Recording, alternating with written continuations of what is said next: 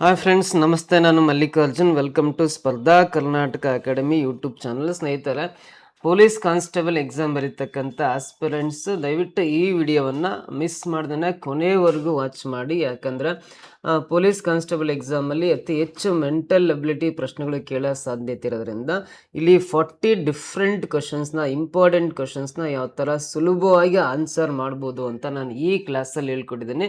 So ನೀವು ಈ ಎಲ್ಲ ಪ್ರಶ್ನೆಗಳಿಗೆ ನೀವು ಆನ್ಸರ್ ಮಾಡೋ ವಿಧಾನಗಳನ್ನು ಕಲ್ತ್ಕೊಂಡು ಹೋದ್ರಿ ಅಂದರೆ ಎಕ್ಸಾಮಲ್ಲಿ ನೀವು ಮೆಂಟಲ್ ಅಬಿಲಿಟಿ ಪ್ರಶ್ನೆಗಳನ್ನು ಸುಲಭವಾಗಿ ಆನ್ಸರ್ ಮಾಡೋ ಒಂದು ಪ್ರಾಪರ್ ಐಡಿಯಾ ಅಂತೂ ಸಿಕ್ಕೇ ಸಿಗುತ್ತೆ. ಹಾಗಾಗಿ ಕೊನೆವರೆಗೂ ಈ ವಿಡಿಯೋನ ಟೈಮ್ ಮಾಡ್ಕೊಂಡು ನೋಡಬೇಕು. ಸೊ ಹಾಗೆ ಸ್ಪರ್ಧಾ ಕರ್ನಾಟಕ ಅಕಾಡೆಮಿ ಯೂಟ್ಯೂಬ್ ಚಾನಲ್ನ ಸಬ್ಸ್ಕ್ರೈಬ್ ಆಗಿಲ್ಲ ಅಂದರೆ ಸಬ್ಸ್ಕ್ರೈಬ್ ಮಾಡ್ಕೊಳ್ಳಿ. ಹಾಗೆ ಈ ಥರ ಲೋಗೋ ಇರ್ತಕ್ಕಂಥ ಸ್ಪರ್ಧಾ ಕರ್ನಾಟಕ ಅಕಾಡೆಮಿ ಆ್ಯಪನ್ನು ನೀವು ಗೂಗಲ್ ಪ್ಲೇ ಸ್ಟೋರಲ್ಲಿ ಹೋಗಿ ಡೌನ್ಲೋಡ್ ಮಾಡ್ಕೊಂಡ್ರಿ ಅಂದರೆ ಸೊ ಈ ಮೆಂಟಲ್ ಅಬಿಲಿಟಿ ಕೋರ್ಸ್ ಏನಿದೆಯಲ್ಲ, ಪೊಲೀಸ್ ಕಾನ್ಸ್ಟೇಬಲ್ ಆಗಿರ್ಬೋದು, VA ಎಕ್ಸಾಮ್ ಆಗಿರ್ಬೋದು, ಸೊ ಹಾಗೆ KS ಪ್ರಿಲಿಮ್ಸ್ ಆಗಿರ್ಬೋದು, ಎಲ್ಲ ಕಾಂಪಿಟೇಟಿವ್ ಎಕ್ಸಾಮ್ಸ್ನ ಮೆಂಟಲ್ ಅಬಿಲಿಟಿ ಕೋರ್ಸ್ ಕೂಡ ಅವೈಲೇಬಲ್ ಇರುತ್ತೆ. ಸೊ ನಿಮಗೆ ಟಾಪಿಕ್ ವೈಸು, ಕಾನ್ಸೆಪ್ಟ್ ವೈಸ್ ಕ್ಲಾಸಸ್ನ ಹೇಳ್ಕೊಟ್ಟಿರ್ತೀವಿ. ಸೊ ಇದರ ಮಾಹಿತಿಯನ್ನು ನೀವು ಇನ್ನೂ ಹೆಚ್ಚಿನ ಮಾಹಿತಿಯನ್ನು ತಿಳ್ಕೊಬೇಕಂದ್ರೆ ಇಲ್ಲಿ ಕಾಣಿಸ್ತಕ್ಕಂಥ ಮೊಬೈಲ್ ನಂಬರ್ಗೆ ಕರೆ ಮಾಡಿ.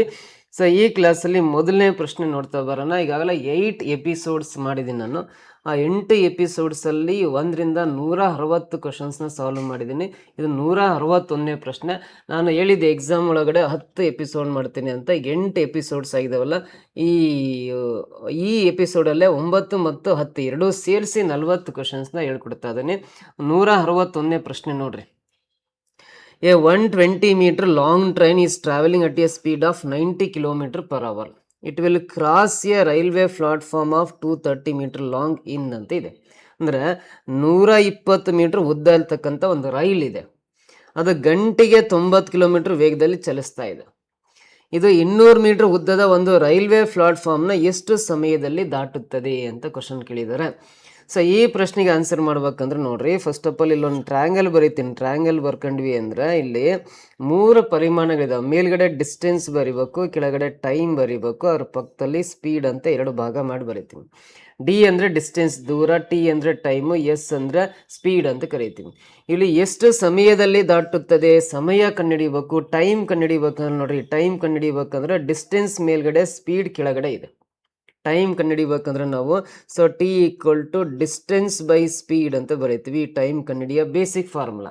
ಇಲ್ಲಿ ಡಿಸ್ಟೆನ್ಸ್ ಅಂದರೆ ನೋಡ್ರಿ, ಯಾವುದೇ ಟ್ರೈನ್ ರಿಲೇಟೆಡ್ ಪ್ರಾಬ್ಲಮ್ಸಲ್ಲಿ, ರೈಲಿಗೆ ಸಂಬಂಧಪಟ್ಟಂಥ ಪ್ರಶ್ನೆಗಳೇನಿದಾವಲ್ಲ, ಇದರಲ್ಲಿ ಟ್ರೈನ್ ರಿಲೇಟೆಡ್ ಪ್ರಾಬ್ಲಮ್ಸಲ್ಲಿ ಈ ಡಿಸ್ಟೆನ್ಸ್ ಅಂತ ಕೊಟ್ಟಾಗ ಅದರಲ್ಲೂ ಈ ಒಂದು ಪ್ರಶ್ನೆಯಲ್ಲಿ ಪ್ಲಾಟ್ಫಾರ್ಮ್ ಅಂತ ಪದ ಇತ್ತು, ಅಥವಾ ಸುರಂಗ ಅಂತ ಪದ ಇತ್ತು, ಅಥವಾ ಸೇತುವೆ ಅಂತ ಪದ ಇತ್ತು ಅಂದರೆ ಟ್ರೈನಿಗೆ ಸಂಬಂಧಪಟ್ಟಂಥ ಲೆಕ್ಕಗಳಲ್ಲಿ ಮಾತ್ರ ಪ್ಲಾಟ್ಫಾರ್ಮು ಅಥವಾ ಸುರಂಗ ಅಥವಾ ರೈಲ್ವೆ ಪ್ಲಾಟ್ಫಾರ್ಮು, ರೈಲ್ವೆ ನಿಲ್ದಾಣ ಅಥವಾ ಸೇತುವೆ, ಬ್ರಿಡ್ಜ್ ಅಂತ ಪದಗಳಿತ್ತು ಅಂದರೆ ಈ ಡಿ ಜಾಗದಲ್ಲಿ ಏನು ಬರ್ರಿ ಅಂದರೆ D + L ಬರ್ಕೋಬೇಕು. D ಅಂದರೆ ರೈಲಿನ ಉದ್ದ ಅಂತ, D ಅಂದರೆ ರೈಲಿನ ಉದ್ದ, L ಅಂದರೆ ಆ ಪ್ಲಾಟ್ಫಾರ್ಮ್ನ ಉದ್ದ, ಡಿವೈಡ್ ಬೈ S ಅಂದರೆ ಸ್ಪೀಡ್ ಆಫ್ ದ ಟ್ರೈನ್ ಅಂತ ಕರಿತೀವಿ, ರೈಲಿನ ವೇಗ. D ಅಂದರೆ ಇಲ್ಲಿ ರೈಲಿನ ಉದ್ದ ಎಷ್ಟಿದೆ, 120 ಮೀಟರ್ ಇದೆ, 120 ಬರಿಬೇಕು. ಪ್ಲಸ್ L ಅಂದರೆ ಆ ಪ್ಲಾಟ್ಫಾರ್ಮ್ನ ಉದ್ದ ಎಷ್ಟಿದೆ, 230 ಮೀಟರ್ ಇದೆ, 230 ಬರಿಬೇಕು. ಸೊ ಇವೆರಡು ಮೀಟ್ರಲ್ಲಿದೆ. ಮೇಲ್ಗಡೆ 120 ಮೀಟ್ರ್, 230 ಮೀಟರ್ ಅಂತ ರೈಲಿನ ಉದ್ದ ಮತ್ತು ಆ ಪ್ಲಾಟ್ಫಾರ್ಮ್ನ ಉದ್ದ. ಕೆಳಗಡೆ S ಅಂದರೆ ಸ್ಪೀಡು, km/h ಇದೆ speed. According to SI unit ಅಂದರೆ ಅಂತಾರಾಷ್ಟ್ರೀಯ ಏಕಮಾನ ಪದ್ಧತಿಯ ಪ್ರಕಾರ ಮೇಲ್ಗಡೆ ದೂರಗಳನ್ನು ಮೀಟ್ರಲ್ಲಿ ಬರ್ದೇನೆ ಅಂದರೆ ಕೆಳಗಡೆ ಈ ಸ್ಪೀಡ್ ಇದೆಯಲ್ಲ, ಈ ಸ್ಪೀಡನ್ನು ಆ km/h ಸ್ಪೀಡನ್ನು ಮೀಟರ್/ಸೆಕೆಂಡಿಗೆ ಕನ್ವರ್ಟ್ ಮಾಡಿ ಬರಿಬೇಕು. ಹಂಗಾದ್ರೆ ಆನ್ಸರ್ ಕರೆಕ್ಟ್ ಬರೋದು. ಈ km/h ಸ್ಪೀಡನ್ನು ಮೀಟರ್/ಸೆಕೆಂಡಿಗೆ ಕನ್ವರ್ಟ್ ಮಾಡ್ಬೇಕಂದ್ರೆ ಇಂಟು 5/18 ಹಾಕೊಂಡು ಸಿಂಪ್ಲಿಫೈ ಮಾಡಿದ್ರಿ ಅಂದರೆ km/h ಸ್ಪೀಡು ಮೀಟರ್/ಸೆಕೆಂಡ್ ಆಗಿ ಕನ್ವರ್ಟ್ ಆಗುತ್ತೆ. ಓಕೆನಾ? ಸೊ ಇಲ್ಲಿ ನೋಡ್ರಿ, 18 ಒಂದಲೇ 18 ಐಲೆ 90 ಕ್ಯಾನ್ಸಲ್ ಆಗುತ್ತೆ. 5 × 5 ಗುಣಾಕಾರ ಮಾಡ್ರಿ, 25 ಮೀಟರ್/ಸೆಕೆಂಡ್ ಬರುತ್ತೆ. ಇದು ಸ್ಪೀಡು ಮೀಟರ್/ಸೆಕೆಂಡಲ್ಲಿ ಬಂತು. ಇದನ್ನು ಕೆಳಗಡೆ ಬರ್ಕೋಬೇಕು, 25 ಮೀಟರ್/ಸೆಕೆಂಡ್ ಬರುತ್ತೆ. 120 + 230 ಕೂಡಿರೋದು 350 ಆಗುತ್ತೆ. ಆಗುತ್ತೆ, 350 ಆಗುತ್ತೆ. ಕೆಳಗಡೆ 25 ಇದೆ. 25ರಿಂದ 350 ಬಾಕ್ಸ್ ರೀ. 25 ಒಂದ್ಲೆ 25 ಒಂದ್ಲೆ 25 10 ಉಳಿಯುತ್ತೆ. 25 4 100 ಕ್ಯಾನ್ಸಲ್ ಆಗಿ ಟೋಟಲಿ 14 ಸೆಕೆಂಡಲ್ಲಿ ದಾಟೋಗುತ್ತೆ. ಆ ರೈಲು 200 ಮೀಟರ್ ಉದ್ದ ಇರ್ತಕ್ಕಂಥ ಒಂದು ಪ್ಲಾಟ್ಫಾರ್ಮ್ನ ದಾಟೋಗ್ಲಿಕ್ಕೆ 14 ಸೆಕೆಂಡ್ಸ್ ಟೈಮ್ ಬೇಕಾಗುತ್ತೆ. 14 ಸೆಕೆಂಡ್ಸ್ ಇಲ್ಲಿ ಆಪ್ಷನ್ ಇಲ್ಲ. ನನ್ ಆಫ್ ದಿ ಅಬೋವ್ ಅಂತ ಇದೆಯಲ್ಲ, option D, this is the answer. ಯಾವುದು ಅಲ್ಲ ಅಂತಿದೆಯಲ್ಲ, ಇದು ಕರೆಕ್ಟ್ ಆನ್ಸರ್ ಆಗುತ್ತೆ. ಸೊ 100% ಇದು ನನ್ ಆಫ್ ದಿ ಅಬೋವ್ ಅಂತ ಆನ್ಸರ್ ಬರುತ್ತೆ. ಆನ್ಸರ್ ಮಾತ್ರ 14 ಸೆಕೆಂಡ್ಸ್. 14 ಇಲ್ಲ ಅಂದ್ರೆ ನನ್ ಆಫ್ ದಿ ಅಬೋವ್, ಯಾವುದು ಅಲ್ಲ ಅಂತಿದಿಲ್ಲ, ಅದನ್ನ ಆನ್ಸರ್ ಮಾಡಬೇಕು. ಓಕೆನಾ? ನೆಕ್ಸ್ಟ್ ಕ್ವಶನ್ ಬರೋಣ. On dividing a number by 56, we get 29 as remainder. On dividing the same number by 8, what will be the remainder ಅಂತ ಕೊಟ್ಟಿದ್ದಾನೆ. ನೋಡಿ, ಒಂದು ಸಂಖ್ಯೆ ಇರುತ್ತೆ. ಈ ಒಂದು ಸಂಖ್ಯೆ ಯಾವುದಂತ ಗೊತ್ತಿಲ್ಲ. ಈ ಸಂಖ್ಯೆನ 56ರಿಂದ ಡಿವೈಡ್ ಮಾಡಿರ, 56ರಿಂದ ಆ ಸಂಖ್ಯೆನ ಡಿವೈಡ್ ಮಾಡಿದಾಗ ಸೊ ನಮಗೆ ಶೇಷ ಏನಿದೆಯಲ್ಲ, ರಿಮೈಂಡರು 29 ಬರುತ್ತೆ ಅಂತ ಕೊಟ್ಟಿದ್ದಾನೆ. 56ರಿಂದ ಒಂದು ಸಂಖ್ಯೆ ಭಾಗಿಸಿದಾಗ ಶೇಷ 29 ಬರುತ್ತೆ ಅಂತ ಹೇಳಿದ್ದಾನೆ. ಇದೇ ಸಂಖ್ಯೆಯಲ್ಲಿ ಯಾವ ಸಂಖ್ಯೆ ಇರುತ್ತಲ್ಲ, ಅದೇ ಸಂಖ್ಯೆನ ನಾವು 8ರಿಂದ ಭಾಗಿಸಿದ್ವಿ ಅಂದರೆ ಶೇಷ ಎಷ್ಟು ಬರುತ್ತೆ ಅಂತ ಕೇಳಿದ್ದಾನೆ. ಇದೇ ಸಂಖ್ಯೆಯಲ್ಲಿ ಯಾವ್ದು ಇರುತ್ತಲ್ಲ ಅದೇ ಸಂಖ್ಯೆನ ಒಂದು ವೇಳೆ 8ರಿಂದ ಭಾಗಿಸಿದ್ದೆ ಆದರೆ ಶೇಷ ಎಷ್ಟು ಬರುತ್ತೆ ಅಂತ ಪ್ರಶ್ನೆ ಕೇಳಿದ್ದಾನೆ. ಸೊ ಈ ರೀತಿ ಕ್ವಶನ್ನ ಭಾಳ ಸಿಂಪಲ್ ಮೆಥಡಲ್ಲಿ ಸಾಲ್ವ್ ಮಾಡ್ಬೇಕಂದ್ರೆ, ಯಾವುದೋ ಸಂಖ್ಯೆನ 56ರಿಂದ ಭಾಗಿಸಿದಾಗ ಶೇಷ 29 ಬರುತ್ತೆ ಅಂತ ಹೇಳಿದಾನಲ್ಲ, ಅದೇ ಸಂಖ್ಯೆನ 8ರಿಂದ ಭಾಗಿಸಿದಾಗ ಎಷ್ಟು ಶೇಷ ಬರುತ್ತೆ ಅಂತ ಕೇಳಿದಾಗ ಈ ಟೈಪ್ ಪ್ರಶ್ನೆ ಇತ್ತು ಅಂದರೆ, ಇಲ್ಲಿ ಉಳಿದಿರೋ ಶೇಷ ಏನಿದೆಯಲ್ಲ 29, ಇದನ್ನೇ 8ರಿಂದ ಭಾಗಿಸಿದ್ರೆ ಸಾಕು. ನೀವು ಇಲ್ಲಿ ಬಂದಿರೋ ಶೇಷ 29ನೇ 8ರಿಂದ ಭಾಗಿಸ್ರಿ. 8 ಮೂರಲೆ 24, 8 ಮೂರಲೆ 24. ಶೇಷ ಎಷ್ಟು ಉಳಿಯುತ್ತೆ? 29 24 ಕಳೆದ್ರೆ ಶೇಷ ಅಂದರೆ ರಿಮೈಂಡರ್ 5 ಬರ್ತಾ ಇದೆ. ಸೊ ಇದೇ ಶೇಷ ಉಳಿತಕ್ಕಂಥದ್ದು. ವಾಟ್ ಈಸ್ ದ ರಿಮೈಂಡರ್ ಅಂದರೆ 5 ಬರುತ್ತೆ. 5 ಅನ್ನೋದು ಆಪ್ಷನ್ ಸಿ ನಲ್ಲಿದೆ ನೋಡ್ರಿ, ಇದು ಕರೆಕ್ಟ್ ಆನ್ಸರ್ ಆಗುತ್ತೆ. ಅರ್ಥ ಆಯ್ತಾ? ಈ ರೀತಿ ಈ ಪ್ರಶ್ನೆಗೆ ಈಸಿಯಾಗಿ ನಾವು ಆನ್ಸರ್ ಮಾಡ್ತೀವಿ. ಓಕೆನಾ? ನೆಕ್ಸ್ಟ್ ಕ್ವಶನ್ ಬರೋಣ. ಮುಂದಿನ ಪ್ರಶ್ನೆ, the profit earned by selling an article for rupees 832 is equal to the loss incurred when the same article is sold for rupees 448. What should be the selling price in order to make 50% profit ಅಂತ ಇದೆ ನೋಡ್ರಿ. ಒಂದು ವಸ್ತುವನ್ನ 832 ರೂಪಾಯಿಗೆ ಮಾರಾಟ ಮಾಡೋದ್ರಿಂದ ಬರೋ ಲಾಭ ಅದೇ ವಸ್ತುನ 448ಕ್ಕೆ ಮಾರಾಟ ಮಾಡಿದ ಉಂಟಾಗುವ ನಷ್ಟಕ್ಕೆ ಸಮವಾಗಿರುತ್ತದೆ. 50% ಲಾಭ ಗಳಿಸಲು ಮಾರಾಟದ ಬೆಲೆ ಎಷ್ಟಿರಬೇಕು ಅಂತ ಪ್ರಶ್ನೆ ಕೇಳಿದ್ದಾನೆ. ನೋಡ್ರಿ, ವೆರಿ ಸಿಂಪಲ್ ಕ್ವಶನ್ ಇದು. ಕ್ವಶನ್ ಅರ್ಥ ಆಗಬೇಕು. 832 832 ರೂಪೀಸ್ಗೆ ಯಾವುದೋ ಒಂದು ವಸ್ತುವನ್ನು ನೀವು ಮಾರಿದಾಗ ಎಷ್ಟು ಲಾಭ ಬರುತ್ತಲ್ಲ, ಒಂದು ವೇಳೆ ಅದೇ ವಸ್ತುವನ್ನು 448ಕ್ಕೆ ಮಾರಿದಾಗ ಎಷ್ಟು ನಷ್ಟ ಆಗುತ್ತಲ್ಲ ಅದಕ್ಕೆ ಸಮ ಇರುತ್ತೆ ಅಂತ. 832ಕ್ಕೆ ಮಾರಿದಾಗ ಬರೋ ಲಾಭ 448ಕ್ಕೆ ಮಾರಿದಾಗ ಬರೋ ನಷ್ಟಕ್ಕೆ ಸಮವಾಗಿರ್ತಾವೆ ಅವೆರಡು ಅಂತ ಕೊಟ್ಟಿದ್ದಾನೆ.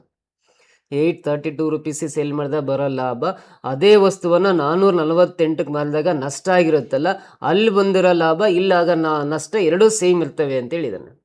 ಹಾಗಾದ್ರೆ ಒಂದು ವೇಳೆ 50% ಲಾಭ ಗಳಿಸ್ಬೇಕು ಆ ವಸ್ತುವಿನಿಂದ ಅಂದರೆ ಎಷ್ಟು ಅಮೌಂಟಿಗೆ ಮಾರಾಟ ಮಾಡಬೇಕು ಅಂತ ಪ್ರಶ್ನೆ ಕೇಳಿದ್ದಾನೆ.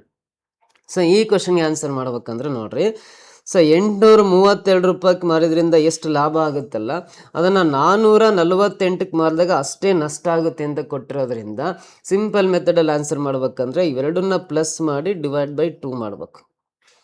832 ಪ್ಲಸ್ 448 ಕೂಡ್ರಿ 1200, 1270, 1280 ರೂಪಾಯಿ ಆಗುತ್ತೆ. 1280 ರೂಪೀಸ್ ಆಗುತ್ತೆ. ಡಿವೈಡ್ ಬೈ 2 ಅಂದರೆ ಇದು ಎಷ್ಟಾಗುತ್ತೆ? 1280ನ್ನ 2ರಿಂದ ಭಾಗಿಸ್ರಿ. 640 ರೂಪಾಯಿ ಆ ವಸ್ತುವಿನ ಕಾಸ್ಟ್ ಪ್ರೈಸ್, ಕೊಂಡ ಬೆಲೆ 640 ರೂಪಾಯಿ ಆಗುತ್ತೆ. ಅಂದರೆ ಆ ವಸ್ತುವನ್ನು 640 ರೂಪಾಯಿ ಕೊಂಡ್ಕೊಂಡಿರ್ತೀರಿ. 832ಕ್ಕೆ ಮಾರಿದಾಗ ಎಷ್ಟು ಲಾಭ ಆಗುತ್ತಲ್ಲ, ಅದನ್ನು 448ಕ್ಕೆ ಮಾರಿದಾಗ ಅಷ್ಟೇ ನಷ್ಟ ಆಗುತ್ತೆ ಅಂತ ಹೇಳಿದಂಗೆ ಆಯ್ತು. ಹಾಗಾದರೆ ಆ ವಸ್ತುವಿನ ಕೊಂಡ ಬೆಲೆ 640 ರೂಪಾಯಿ ಸಿಕ್ತು. 50% ಲಾಭ ಗಳಿಸ್ಬೇಕು ಅಂದರೆ ಎಷ್ಟಕ್ಕೆ ಮಾರಬೇಕು ಅಂತೇಳಿದ್ದೀನಿ ನಾನು. 640ಕ್ಕೆ 50% ಲಾಭ ಅಂದರೆ ಅರ್ಧದಷ್ಟು ಲಾಭ. 50% ಅಂದರೆ ಹಾಫ್. 50% ಅಂದರೆ ಅರ್ಧದಷ್ಟು ಲಾಭ. 640ರಾಗ ಅರ್ಧ ಅಂದರೆ ಎಷ್ಟು ಬರುತ್ತೆ? 320 ರೂಪಾಯಿ ಲಾಭ ಗಳಿಸ್ತಾನೆ ಅಂತ. ಸೊ ಹಾಗಾದರೆ 640ಕ್ಕೆ 320ನ್ನ ಕೂಡ್ರಿ 960 ರೂಪಾಯಿಗೆ ಮಾರಾಟ ಮಾಡಬೇಕು ಅಂತ. ಅವನು 960 ರೂಪಾಯಿಗೆ ಮಾರಾಟ ಮಾಡಿದರೆ ಮಾತ್ರ 50% ಲಾಭ ಸಿಗುತ್ತೆ ಅಂತ. ಸೊ 50% ಅಂದರೆ 640ರಾಗ ಅರ್ಧ ಅಂತ. 640ಯಲ್ಲಿ ಹಾಫ್ ಅಂದರೆ 320 ರೂಪೀಸ್ ಆಗುತ್ತೆ. ಸೊ 640 ರೂಪಾಯಿ ಕೊಂಡ ಬೆಲೆ, ಲಾಭ 320 ರೂಪಾಯಿ ಅಂದರೆ ಟೋಟಲ್ ಇವೆರಡು ಕೂಡಿದಾಗ 960 ರೂಪಾಯಿಗೆ ಮಾರಾಟ ಮಾಡಿದರೆ ಮಾತ್ರ ಅವನಿಗೆ 50% ಲಾಭ ಸಿಗುತ್ತೆ. ಸೊ ಇಲ್ಲಿ 960 ರೂಪೀಸ್ ಅಂತ ಆಪ್ಷನ್ ಸಿ ನಲ್ಲಿದೆ ನೋಡ್ರಿ, ಇದು ಕರೆಕ್ಟ್ ಆನ್ಸರ್ ಆಗುತ್ತೆ. ಓಕೆನಾ, ಅರ್ಥ ಆಯ್ತಾ? ಸೊ ನೆಕ್ಸ್ಟ್ ಕ್ವಶನ್ ಬರೋಣ. ಪಿ ಮತ್ತು ಕ್ಯೂ ಒಟ್ಟಿಗೆ ಒಂದು ಕೆಲಸವನ್ನು 4 ದಿನಗಳಲ್ಲಿ ಪೂರ್ಣಗೊಳಿಸಬಹುದು. ಪಿ ಒಬ್ಬನೇ ಅದೇ ಕೆಲಸವನ್ನು 20 ದಿನಗಳಲ್ಲಿ ಪೂರ್ಣಗೊಳಿಸಿದರೆ ಆ ಕೆಲಸವನ್ನು ಎಷ್ಟು ದಿನಗಳಲ್ಲಿ ಆ ಕೆಲಸವನ್ನು in how many days can Q alone, in how many days, ಇಲ್ಲಿ ಕ್ಯೂ ಬಿಟ್ಟೋಗಿದೆ, Q alone complete that work, ಆ ಕೆಲಸವನ್ನು ಕ್ಯೂ ಒಬ್ಬನೇ ಅಂತ ಸೇರಿಸ್ಕೊಳ್ರಿ, ಆ ಕೆಲಸವನ್ನು ಕ್ಯೂ ಒಬ್ಬನೇ ಎಷ್ಟು ದಿನಗಳಲ್ಲಿ ಪೂರ್ಣಗೊಳಿಸಬಹುದು ಅಂತ ಪ್ರಶ್ನೆ ಇದೆ. ನೋಡ್ರಿ, ಪಿ ಮತ್ತು ಕ್ಯೂ ಅಂತ ಇಬ್ರು ಸೇರಿ, ಪಿ ಮತ್ತು ಕ್ಯೂ ಇಬ್ರು ಸೇರಿ ಒಂದು ಕೆಲಸ ಮಾಡಲಿಕ್ಕೆ 4 ಡೇಸ್ ಬೇಕು, 4 ದಿನಗಳು ಬೇಕು. ಅದೇ ಕೆಲಸವನ್ನ ಪಿ ಒಬ್ಬನೇ ಏನಾದ್ರು ಮಾಡಿದ್ರೆ 20 ಡೇಸಲ್ಲಿ ಆ ಕೆಲಸ ಕಂಪ್ಲೀಟ್ ಆಗುತ್ತೆ, 20 ಡೇಸಲ್ಲಿ ಮುಗಿದೋಗುತ್ತೆ. ಪಿ ಮತ್ತು ಕ್ಯೂ ಇಬ್ರು ಸೇರಿ ಆ ಕೆಲಸ ಮಾಡಿದ್ರೆ 4 ಡೇಸ್ ಬೇಕು, ಪಿ ಒಬ್ಬನೇ ಆ ಕೆಲಸ ಮಾಡಿದ್ರೆ 20 ಡೇಸ್ ಬೇಕು. ಹಾಗಾದ್ರೆ ಆ ಕೆಲಸವನ್ನ ಕ್ಯೂ ಒಬ್ಬನೇ ಎಷ್ಟು ದಿನದಲ್ಲಿ ಮಾಡ್ತಾನೆ ಅಂತ ಪ್ರಶ್ನೆ ಕೇಳಿದಾರೆ. ಪ್ರಶ್ನೆ ಏನು ಕೇಳಿದಾರೆ ಅಂತ ಕರೆಕ್ಟಾಗಿ ಗೊತ್ತಾಯ್ತಲ್ಲ. ಯಾರಿಗೆ ಪ್ರಶ್ನೆ ಅರ್ಥ ಆಗುತ್ತೋ ಅವ್ರಿಗೆ ಆನ್ಸರ್ ಮಾಡೋದು ಕೂಡ ಅರ್ಥ ಆಗುತ್ತೆ. ನೋಡ್ರಿ, ಯಾರಾದರೂ ಒಬ್ಬ ವ್ಯಕ್ತಿ ಕೆಲಸ ಮಾಡೋ ದಿನಗಳ ಸಂಖ್ಯೆ ಕಂಡುಹಿಡಿಬೇಕಂದ್ರೆ ವೆರಿ ಸಿಂಪಲ್. ನೋಡ್ರಿ, ಕ್ಯೂ ಒಬ್ಬನೇ ಆ ಕೆಲಸ ಎಷ್ಟು ದಿನದಲ್ಲಿ ಮಾಡ್ತಾನೆ ಅಂತ ಕಂಡುಹಿಡಿಬೇಕಂದ್ರೆ ಇಬ್ರು ಸೇರಿ ಕೆಲಸ ಮಾಡೋ ದಿನಗಳ ಸಂಖ್ಯೆ, ಪಿ ಒಬ್ಬನೇ ಕೆಲಸ ಮಾಡೋ ದಿನಗಳ ಸಂಖ್ಯೆ ಏನಿದಾವಲ್ಲ ಆ 4 ಮತ್ತು 20ಯನ್ನು ಮೇಲ್ಗಡೆ ಇಂಟು ಹಾಕಿ ಬರಿಬೇಕು, ಗುಣಾಕಾರ ಹಾಕಿ ಬರ್ಕೊಂಡು ಕೆಳಗಡೆ ಈ ದೊಡ್ಡ ಸಂಖ್ಯೆಯಲ್ಲಿ ಚಿಕ್ಕ ಸಂಖ್ಯೆನ ಮೈನಸ್ ಮಾಡಬೇಕು, ಬಿಗ್ಗೆಸ್ಟ್ ನಂಬರಲ್ಲಿ ಸ್ಮಾಲೆಸ್ಟ್ ನಂಬರ್ನ ಮೈನಸ್ ಮಾಡಬೇಕು. ಇಬ್ರು ಸೇರಿ ಕೆಲಸ ಮಾಡೋ ದಿನಗಳ ಸಂಖ್ಯೆ ಕೊಟ್ಟು ಅದರಲ್ಲಿ ಯಾರಾದರೂ ಒಬ್ಬ ಕೆಲಸ ಮಾಡೋ ದಿನಗಳ ಸಂಖ್ಯೆ ಕೊಟ್ಟು ಇನ್ನೊಬ್ಬನೇ ಆ ಕೆಲಸವನ್ನು ಮಾಡ್ಲಿಕ್ಕೆ ಎಷ್ಟು ದಿನ ಬೇಕು ಅಂತ ಕೇಳಿದಾಗ ಯಾರಾದರೂ ಒಬ್ಬ ವ್ಯಕ್ತಿದ ಕೆಲಸ ಮಾಡೋ ದಿನಗಳ ಸಂಖ್ಯೆ ಕಂಡುಹಿಡಿಬೇಕಂದ್ರೆ ನಾವು ಮೇಲ್ಗಡೆ ಇವೆರಡೂ ಸಂಖ್ಯೆಗಳನ್ನ ಮಲ್ಟಿಪ್ಲೈ ಮಾಡಿ ಕೆಳಗಡೆ ದೊಡ್ಡದರಿಂದ ಚಿಕ್ಕದನ್ನ ಮೈನಸ್ ಮಾಡ್ಕೋಬೇಕು ನೀವು.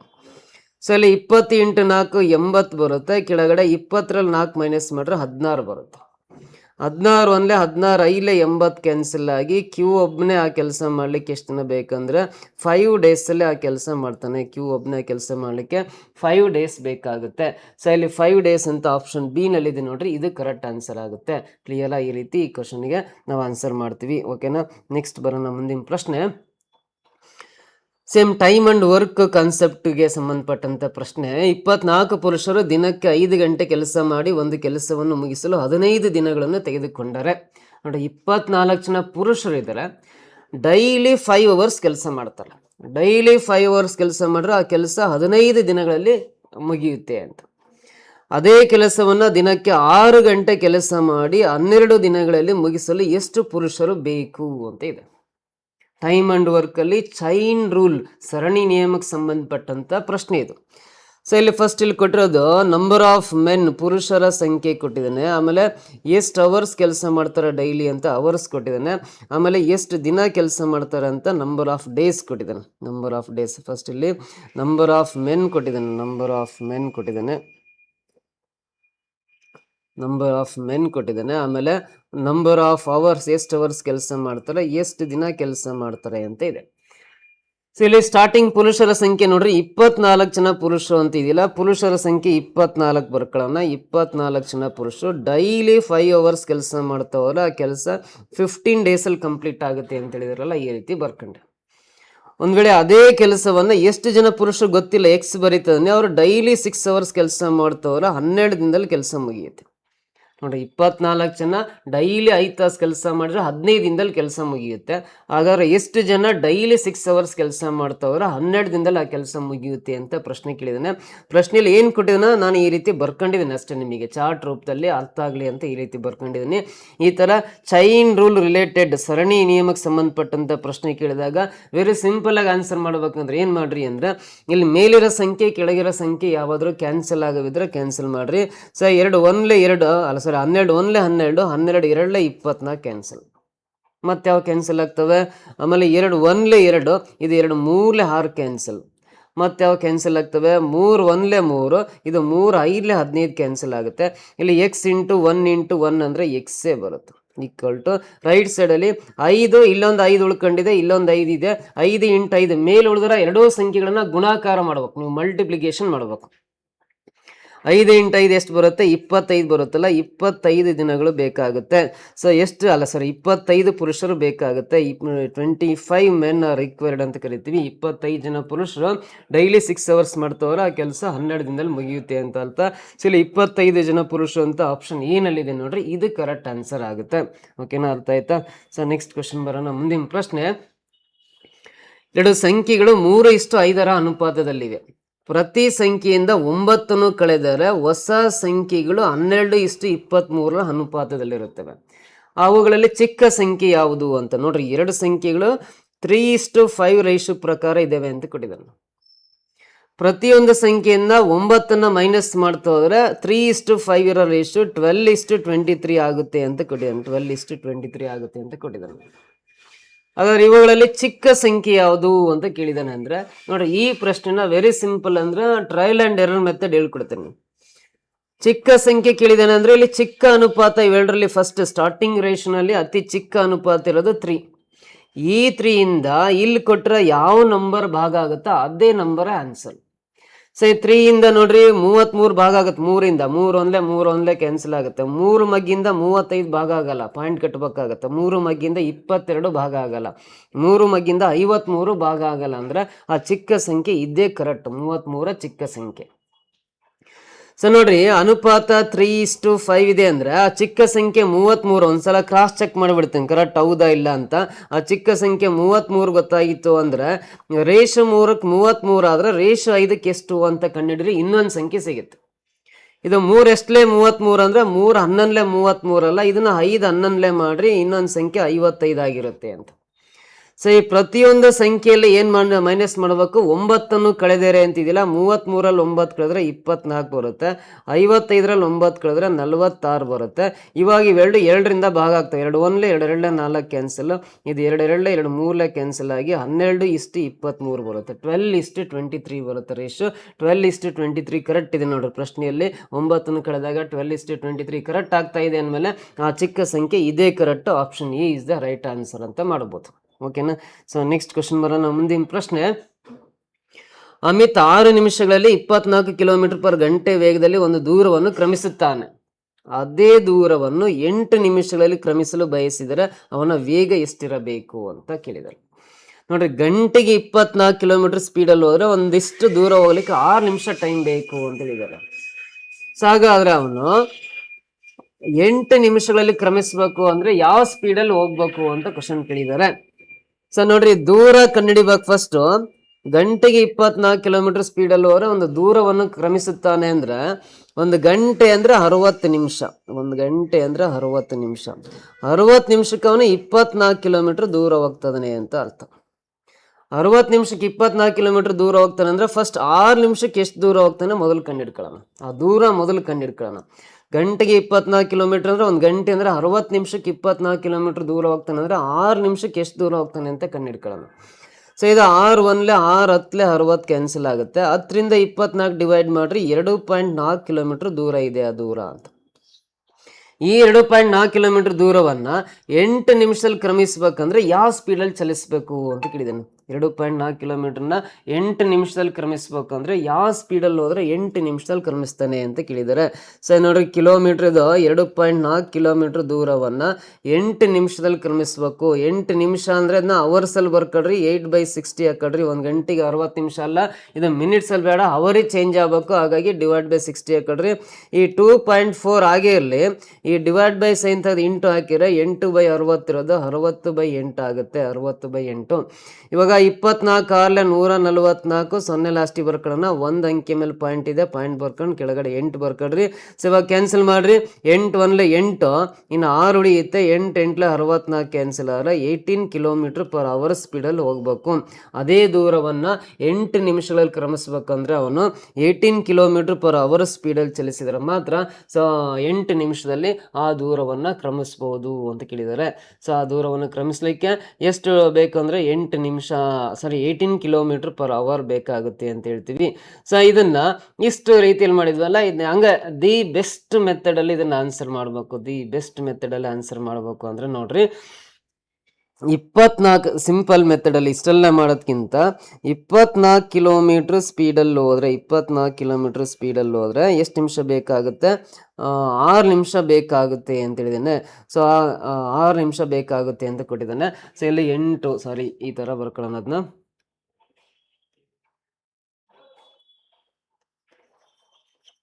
ಇನ್ನು ಡೈರೆಕ್ಟಾಗಿ ಆನ್ಸರ್ ಮಾಡೋದು ಹೇಳ್ಕೊಡ್ತೀನಿ ಈ ಪ್ರಶ್ನೆನ. ನೋಡ್ರಿ, ಅವನು 6 ನಿಮಿಷದಲ್ಲಿ 24 ಕಿಲೋಮೀಟರ್ ಗಂಟೆ ವೇಗದಲ್ಲಿ ಒಂದು ದೂರವನ್ನು ಕ್ರಮಿಸುತ್ತಾನೆ ಅಂತಿದೆಯಲ್ಲ. 24 ಕಿಲೋಮೀಟರ್ ಪರ್ ಗಂಟೆ ವೇಗದಲ್ಲಿ 24 ಕಿಲೋಮೀಟರ್ ಪರ್ ಗಂಟೆ ವೇಗದಲ್ಲಿ ಇದೆಯಲ್ಲ, 24 ಕಿಲೋಮೀಟರ್ ಪರ್ ಗಂಟೆ ವೇಗದಲ್ಲಿ ಹೋದರೆ ಎಷ್ಟು ನಿಮಿಷ ಬೇಕಾಗುತ್ತೆ ಅಂದರೆ 6 ನಿಮಿಷಕ್ಕೆ 24 ಕಿಲೋಮೀಟರ್ ಪರ್ ಗಂಟೆ ವೇಗದಲ್ಲಿ ಚಲಿಸ್ತಾನೆ ಅಂದರೆ 8 ನಿಮಿಷಕ್ಕೆ ಯಾವ ಸ್ಪೀಡಲ್ಲಿ ಚಲಿಸ್ತಾನೆ ಅಂತ ಕಂಡುಹಿಡಿಬೇಕು. 8 ಬರ್ಕೋಬೇಕು ಅಷ್ಟೇ. ಸೊ 6 ನಿಮಿಷಕ್ಕೆ ಆ ದೂರವನ್ನು ಕ್ರಮಿಸ್ತಾನೆ ಅಂದರೆ ಯಾವ ಸ್ಪೀಡಲ್ಲಿ ಹೋಗ್ತಾನೆ 24 ಕಿಲೋಮೀಟರ್ ಪರ್ ಗಂಟೆ ವೇಗದಲ್ಲಿ ಹೋಗ್ತಾನೆ ಅಂದ್ರೆ, ಸೊ ಯಾವ ವೇಗದಲ್ಲಿ ಹೋದ್ರೆ 8 ನಿಮಿಷದಲ್ಲಿ ರೀಚ್ ಆಗ್ತಾನೆ ಅಂತ ಕಂಡುಹಿಡಿಬೇಕಂದ್ರೆ 8 ಹಾಕೊಂಡು ಸಿಂಪ್ಲಿಫೈ ಮಾಡ್ರಿ. ಸೊ ಇವಾಗ ಕ್ಯಾನ್ಸಲ್ ಮಾಡ್ರಿ. 6 1 6 4 ಸಾರಿ 8 1 8 4 ಅಂತ ಉಲ್ಟಾ ಆಗ್ಬೇಕಾಯ್ತಿದ್ದು. ಸೊ ರಿವರ್ಸ್ ಆರ್ಡರ್ ಬರ್ಕೊಂಡ್ಬಿಟ್ಟಿವಿ ನಾವು ಇದನ್ನ. ಸೊ ನೋಡ್ರಿ, 24 ಕಿಲೋಮೀಟರ್ ಪರ್ ಅವರ್ ಮೇಲ್ಗಡೆ ಬರ್ಕೊಂಡು ಕೆಳಗಡೆ 8 ಬರೆಯೋಣ, ಇಂಟು 6 ಅಂತ ಬರ್ಕೊಂಡು ಸಿಂಪ್ಲಿಫೈ ಮಾಡ್ರಿ. ಅವಾಗ 8 1 8 3 24 ಕ್ಯಾನ್ಸಲ್ ಆಗುತ್ತೆ. ಅವಾಗ 6 × 3 ಗುಣಾಕಾರ ಮಾಡಿರಿ. 6 3 18 ಬರುತ್ತಲ್ಲ. 18 ಕಿಲೋಮೀಟರ್ ಪರ್ ಅವರ್ ಸ್ಪೀಡಲ್ಲಿ ಹೋದ್ರೆ ಮಾತ್ರ ಅವನು 8 ನಿಮಿಷದಲ್ಲಿ ಆ ದೂರವನ್ನು ಕ್ರಮಿಸ್ಬೋದು. ಈ ರೀತಿ ಆನ್ಸರ್ ಮಾಡ್ತೀವಿ. ಸೊ 18 ಕಿಲೋಮೀಟರ್ ಪರ್ ಅವರ್ ಬರುತ್ತೆ. ಇಷ್ಟೇ ಸಿಂಪಲ್ಲಾಗಿ ಆನ್ಸರ್ ಮಾಡ್ಕೋಬೋದು, ಅಥವಾ ಆಗಲೇ ಇನ್ ಡೀಟೇಲಾಗಿ ಹೇಳ್ಕೊಟ್ಟಿದ್ದೆ ಆ ಮೆಥಡಲ್ಲಿ ಆದರೂ ನೀವು ಆನ್ಸರ್ ಮಾಡ್ಕೋಬೋದು. ಓಕೆನಾ, ನೆಕ್ಸ್ಟ್ ಕ್ವಶನ್ ಬರೋಣ. ಮುಂದಿನ ಪ್ರಶ್ನೆ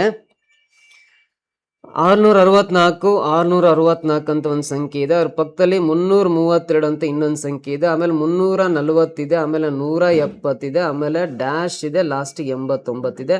ಈ ಡ್ಯಾಶ್ ಪ್ಲೇಸಲ್ಲಿ ಬರೋ ಸಂಖ್ಯೆ ಯಾವುದು ಅಂತ ಕಂಡುಹಿಡಿಬೇಕು. ಆ ಡ್ಯಾಶ್ ಪ್ಲೇಸಲ್ಲಿ ಬರೋ ಸಂಖ್ಯೆ ಕಂಡುಹಿಡಿಬೇಕಂದ್ರೆ ನೋಡ್ರಿ, ಈ ಸಂಖ್ಯೆಗಳೆಲ್ಲ ಇಳಿಕೆ ಕ್ರಮದಲ್ಲಿ ಇದಾವೆ. ಅವರೋಹಣ ಕ್ರಮ, ಇಳಿಕೆ ಕ್ರಮ, ಡಿಸೆಂಡಿಂಗ್ ಆರ್ಡ್ರಲ್ಲಿ ಇದಾವೆ. ಅಂದರೆ ಸಬ್ಟ್ರಾಕ್ಷನ್ ಇರುತ್ತೆ ಅಥವಾ ಡಿವಿಷನ್ ಇರುತ್ತೆ. ಇಲ್ಲಿ 664 ಇರೋದು 332 ಆಗಿದೆ. ಅಂದರೆ 664ನ 2 ಇಂದ ಡಿವೈಡ್ ಮಾಡಿದರೆ 664 ಅರ್ಧ, 664 ಅರ್ಧ ಡಿವೈಡ್ ಬೈ 2 ಅಂದರೆ 664 ಅರ್ಧ 332 ಆಗುತ್ತೆ. 332 ಇರೋದು 380 ಆಗಿದೆ. ಅಂದರೆ ಇದಕ್ಕೆ ಪ್ಲಸ್ 8 ಮಾಡಿದರೆ 340 ಆಗುತ್ತೆ. ಫಸ್ಟ್ ಡಿವೈಡ್ ಬೈ 2 ಮಾಡಿ, ಆಮೇಲೆ ಪ್ಲಸ್ 8 ಮಾಡಿರಿ. 332ಕ್ಕೆ 8 ಕೂಡಿದರೆ ನೆಕ್ಸ್ಟ್ ನಂಬರ್ 340 ಬರುತ್ತೆ. ಸೊ ಈ 340ನ ನೆಕ್ಸ್ಟ್ ಡಿವೈಡ್ ಬೈ 2 ಮಾಡೋಣ. 340 ಅರ್ಧ ಅಂದರೆ 170 ಬರುತ್ತೆ, 170 ಬರುತ್ತೆ ಡಿವೈಡ್ ಬೈ 2 ಮಾಡಿದ್ವಿ ಅಂದರೆ. So next divide by 2 plus 8, ಮತ್ತೆ ಡಿವೈಡ್ ಬೈ 2 ಬಂದಾದ್ಮೇಲೆ ಮತ್ತೆ ಪ್ಲಸ್ 8 ಮಾಡಿರಿ. 170 ಪ್ಲಸ್ 8 ಅಂದರೆ 178 ಬರುತ್ತೆ, 178 ಬರುತ್ತೆ, 178 ಬರುತ್ತೆ. ಸೊ ಈ 178 ಇರೋದು ನೋಡ್ರಿ, ಮತ್ತೆ ಡಿವೈಡ್ ಬೈ 2 ಮಾಡ್ತೀವಿ ಅಂದರೆ 178ಗೆ ಅರ್ಧ ಅಂದರೆ ಮುಂದಿನ ಸಂಖ್ಯೆ 89 ಕರೆಕ್ಟ್ ಆಗುತ್ತೆ. ಹಾಗಾಗಿ ಈ ಡ್ಯಾಶ್ ಪ್ಲೇಸಲ್ಲಿ ಬರೋ ಸಂಖ್ಯೆ ಎಷ್ಟು ಅಂದರೆ 178 ಬರುತ್ತೆ. 178 ಅನ್ನೋದು ಆಪ್ಷನ್ ಡಿ ನಲ್ಲಿದೆ ನೋಡ್ರಿ, ಇದು ಕರೆಕ್ಟ್ ಆನ್ಸರ್ ಆಗುತ್ತೆ. ಓಕೆನಾ, ಈ ರೀತಿ ಈ ಕ್ವಶನ್ಗೆ ಆನ್ಸರ್ ಮಾಡ್ತೀವಿ. ನೆಕ್ಸ್ಟ್ ಪ್ರಶ್ನೆ ನೋಡ್ರಿ, 40 ವರ್ಷಗಳಲ್ಲಿ ಒಂದು ಮೊತ್ತವು ಮೂಲ ಮೊತ್ತದ 6 ಪಟ್ಟು ಹೆಚ್ಚಾಗುತ್ತದೆ, ಬಡ್ಡಿಯ ದರ ಎಷ್ಟು ಅಂತ. ನೋಡ್ರಿ, ಒಂದು ಅಮೌಂಟ್ ಅಸಲಿಗಿಂತ 6 ಪಟ್ಟು ಹೆಚ್ಚಾಗುತ್ತೆ ಅಂತ. ಯಾವುದೋ ಅಮೌಂಟ್ ಸಾಲ ತಗೊಂಡಿದೀವಿ ಅಂದರೆ ಅದು 40 ವರ್ಷಕ್ಕೆ ಎಷ್ಟು ಪಟ್ಟಾಗುತ್ತೆ? 6 ಪಟ್ಟಾಗುತ್ತೆ. ಹಾಗಾದ್ರೆ ಬಡ್ಡಿ ದರ ಎಷ್ಟಿರಬೇಕು ಅಂತ ಕೇಳಿದಾನೆ. ಸೊ ನೋಡ್ರಿ, ಬಡ್ಡಿಯ ದರ ರೇಟ್ ಆಫ್ ಇಂಟ್ರೆಸ್ಟ್ ಕಂಡುಹಿಡಿಬೇಕಂದ್ರೆ ಈ ರೀತಿ ಲೆಕ್ಕಗಳು ಕೊಟ್ಟಾಗ ವೆರಿ ಸಿಂಪಲ್ ಮೆಥಡ್. ಅಂದರೆ 6 ಪಟ್ಟು ಅಂದರೆ ನಾವು ಅದಕ್ಕೆ ಮೇಲ್ಗಡೆ 500 ಬರಿಬೇಕು. 5 ಪಟ್ಟು ಅಂತ ಕೊಟ್ಟರೆ 400 ಬರಿಬೇಕು. 4 ಪಟ್ಟು ಅಂತ ಕೊಟ್ಟರೆ 300 ಬರಿಬೇಕು. 3 ಪಟ್ಟು ಅಂದರೆ 200 ಬರಿಬೇಕು. 10 ಪಟ್ಟು ಅಂತ ಕೊಟ್ಟರೆ 900 ಬರ್ಕೋಬೇಕು. ಅವಾಗ ಸಿಂಪಲ್ ಆಗಿ ಆನ್ಸರ್ ಸಿಗುತ್ತೆ. ಸೊ ಬಡ್ಡಿಯ ದರ ಕಂಡುಹಿಡಿಬೇಕು. 6 ಪಟ್ಟು ಅಂದರೆ 500/t ಬರ್ಕೋಬೇಕು ಕೆಳಗಡೆ. ಸೊ ಈ 500 ಆಗೇ ಇರಲಿ. ಡಿವೈಡ್ ಬೈ ಟಿ ಅಂದರೆ ಟೈಮ್ ಡ್ಯೂರೇಷನ್ 40 ವರ್ಷ ಅಂತ ಪ್ರಶ್ನೆಯಲ್ಲಿ ಕೊಟ್ಟಿದ್ದಾನೆ. 40 ಬರ್ಕೊಂಡು ಸಿಂಪ್ಲಿಫೈ ಮಾಡಬೇಕು. 0 0 ಕ್ಯಾನ್ಸಲ್. 50 ಡಿವೈಡ್ ಬೈ 4 ಅಂದರೆ 50ನ 4ರಿಂದ ಡಿವೈಡ್ ಮಾಡಿರಿ, 12 ಬರುತ್ತೆ. ಸೊ ರೇಟ್ ಆಫ್ ಇಂಟ್ರೆಸ್ಟ್ 12.5% ಇದೆ. ಯಾವುದೇ ಅಮೌಂಟು 40 ವರ್ಷಗಳಲ್ಲಿ 6 ಪಟ್ಟು ಆಗಬೇಕು ಅಂದರೆ ಬಡ್ಡಿಯ ದರ ಎಷ್ಟಿರಬೇಕು? 12.5% ಇರಬೇಕು. ಆಪ್ಷನ್ ಸಿ ನಲ್ಲಿದೆ ನೋಡ್ರಿ, ಇದು ಕರೆಕ್ಟ್ ಆನ್ಸರ್ ಆಗುತ್ತೆ. 12.5% ಈಸ್ ದ ರೈಟ್ ಆನ್ಸರ್. ಓಕೆನಾ. ಸೊ ನೆಕ್ಸ್ಟ್ ಒನ್ ಬರೋಣ. ಮುಂದಿಂದು, ಒಂದು ಒಳ ಹರಿವಿನ ಪೈಪು ಒಂದು ಟ್ಯಾಂಕನ್ನು 12 ಗಂಟೆಗಳಲ್ಲಿ ತುಂಬಿಸಬಹುದು. ಮತ್ತು ಒಂದು ಹೊರ ಹರಿವಿನ ಪೈಪು 16 ಗಂಟೆಗಳಲ್ಲಿ ಟ್ಯಾಂಕ್ ಅನ್ನು ಖಾಲಿ ಮಾಡಬಹುದು. ಎರಡೂ ಪೈಪ್ಗಳನ್ನು ಏಕಕಾಲದಲ್ಲಿ ತೆರೆದರೆ ಟ್ಯಾಂಕ್ ತುಂಬಲು ತೆಗೆದುಕೊಳ್ಳುವ ಸಮಯವನ್ನು ಕಂಡುಹಿಡಿಯಿರಿ ಅಂತ. ನೋಡ್ರಿ, ಒಂದು ಟ್ಯಾಂಕ್ ಇದೆ, ಒಂದು ಟ್ಯಾಂಕ್. ಸೊ ಒಂದು ಟ್ಯಾಂಕಿಗೆ ಒಂದು ಇನ್ಲೆಟ್ ಪೈಪ್ ಇದೆ, ನೀರು ಹರಿಯೋ ಅಂದರೆ ನೀರನ್ನ ಒಳ ತುಂಬಿಸೋ ಪೈಪ್ ಇದೆ. ಆಮೇಲೆ ಒಂದು ಎಕ್ಸಿಟ್ ವಾಲ್ವ್ ಇದೆ, ಔಟ್ಲೆಟ್ ಪೈಪ್ ಇದೆ.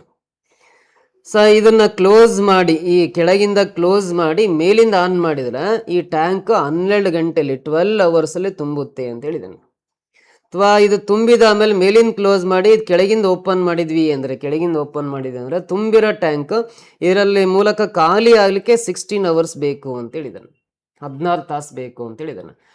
ಹಾಗಾದ್ರೆ ಫಸ್ಟ್ ಆಫ್ ಆಲ್ ಟ್ಯಾಂಕ್ ಖಾಲಿ ಇದೆ, ಮೇಲೇನೂ ವಾಲನ್ನು ಓಪನ್ ಮಾಡ್ತೀನಿ, ಕೆಳಗಡೆನೂ ಓಪನ್ ಮಾಡ್ತೀನಿ ಅಂದರೆ ಟ್ಯಾಂಕ್ ತುಂಬುತ್ತಾ ಅಂತ ಪ್ರಶ್ನೆ. ಎರಡೂ ಒಂದೇ ಟೈಮ್ಗೆ ಆನ್ ಮಾಡಿದ್ವಿ ಅಂದರೆ ಟ್ಯಾಂಕ್ ತುಂಬುತ್ತೆ ಇಲ್ಲ? ನೋಡ್ರಿ, 100% ತುಂಬುತ್ತೆ. ಯಾಕಂದ್ರೆ ತುಂಬಲಿಕ್ಕೆ ಕಡಿಮೆ ಸಮಯ ತಗೊಳುತ್ತೆ, ಖಾಲಿ ಆಗಲಿಕ್ಕೆ ಹೆಚ್ಚು ಸಮಯ ತಗೊಳ್ಳೋದ್ರಿಂದ ಮೇಲಿಂದ ನೀರು ಹೆಚ್ಚು ಬರ್ತಾ ಇರುತ್ತೆ, ಕೆಳಗಿಂದ ಒಂದು ಸ್ವಲ್ಪ ನೀರು ಹೋಗ್ತಾ ಇರುತ್ತೆ, ಇನ್ನೊಂದು ಸ್ವಲ್ಪ ನೀರು ಸ್ಟಾಕ್ ಆಗ್ತಾ ಹೋಗುತ್ತೆ. ಯಾವುದೋ ಒಂದು ಟೈಮಲ್ಲಿ ಆ ಟ್ಯಾಂಕ್ ಕಂಪ್ಲೀಟಾಗಿ ಫಿಲ್ ಆಗುತ್ತೆ.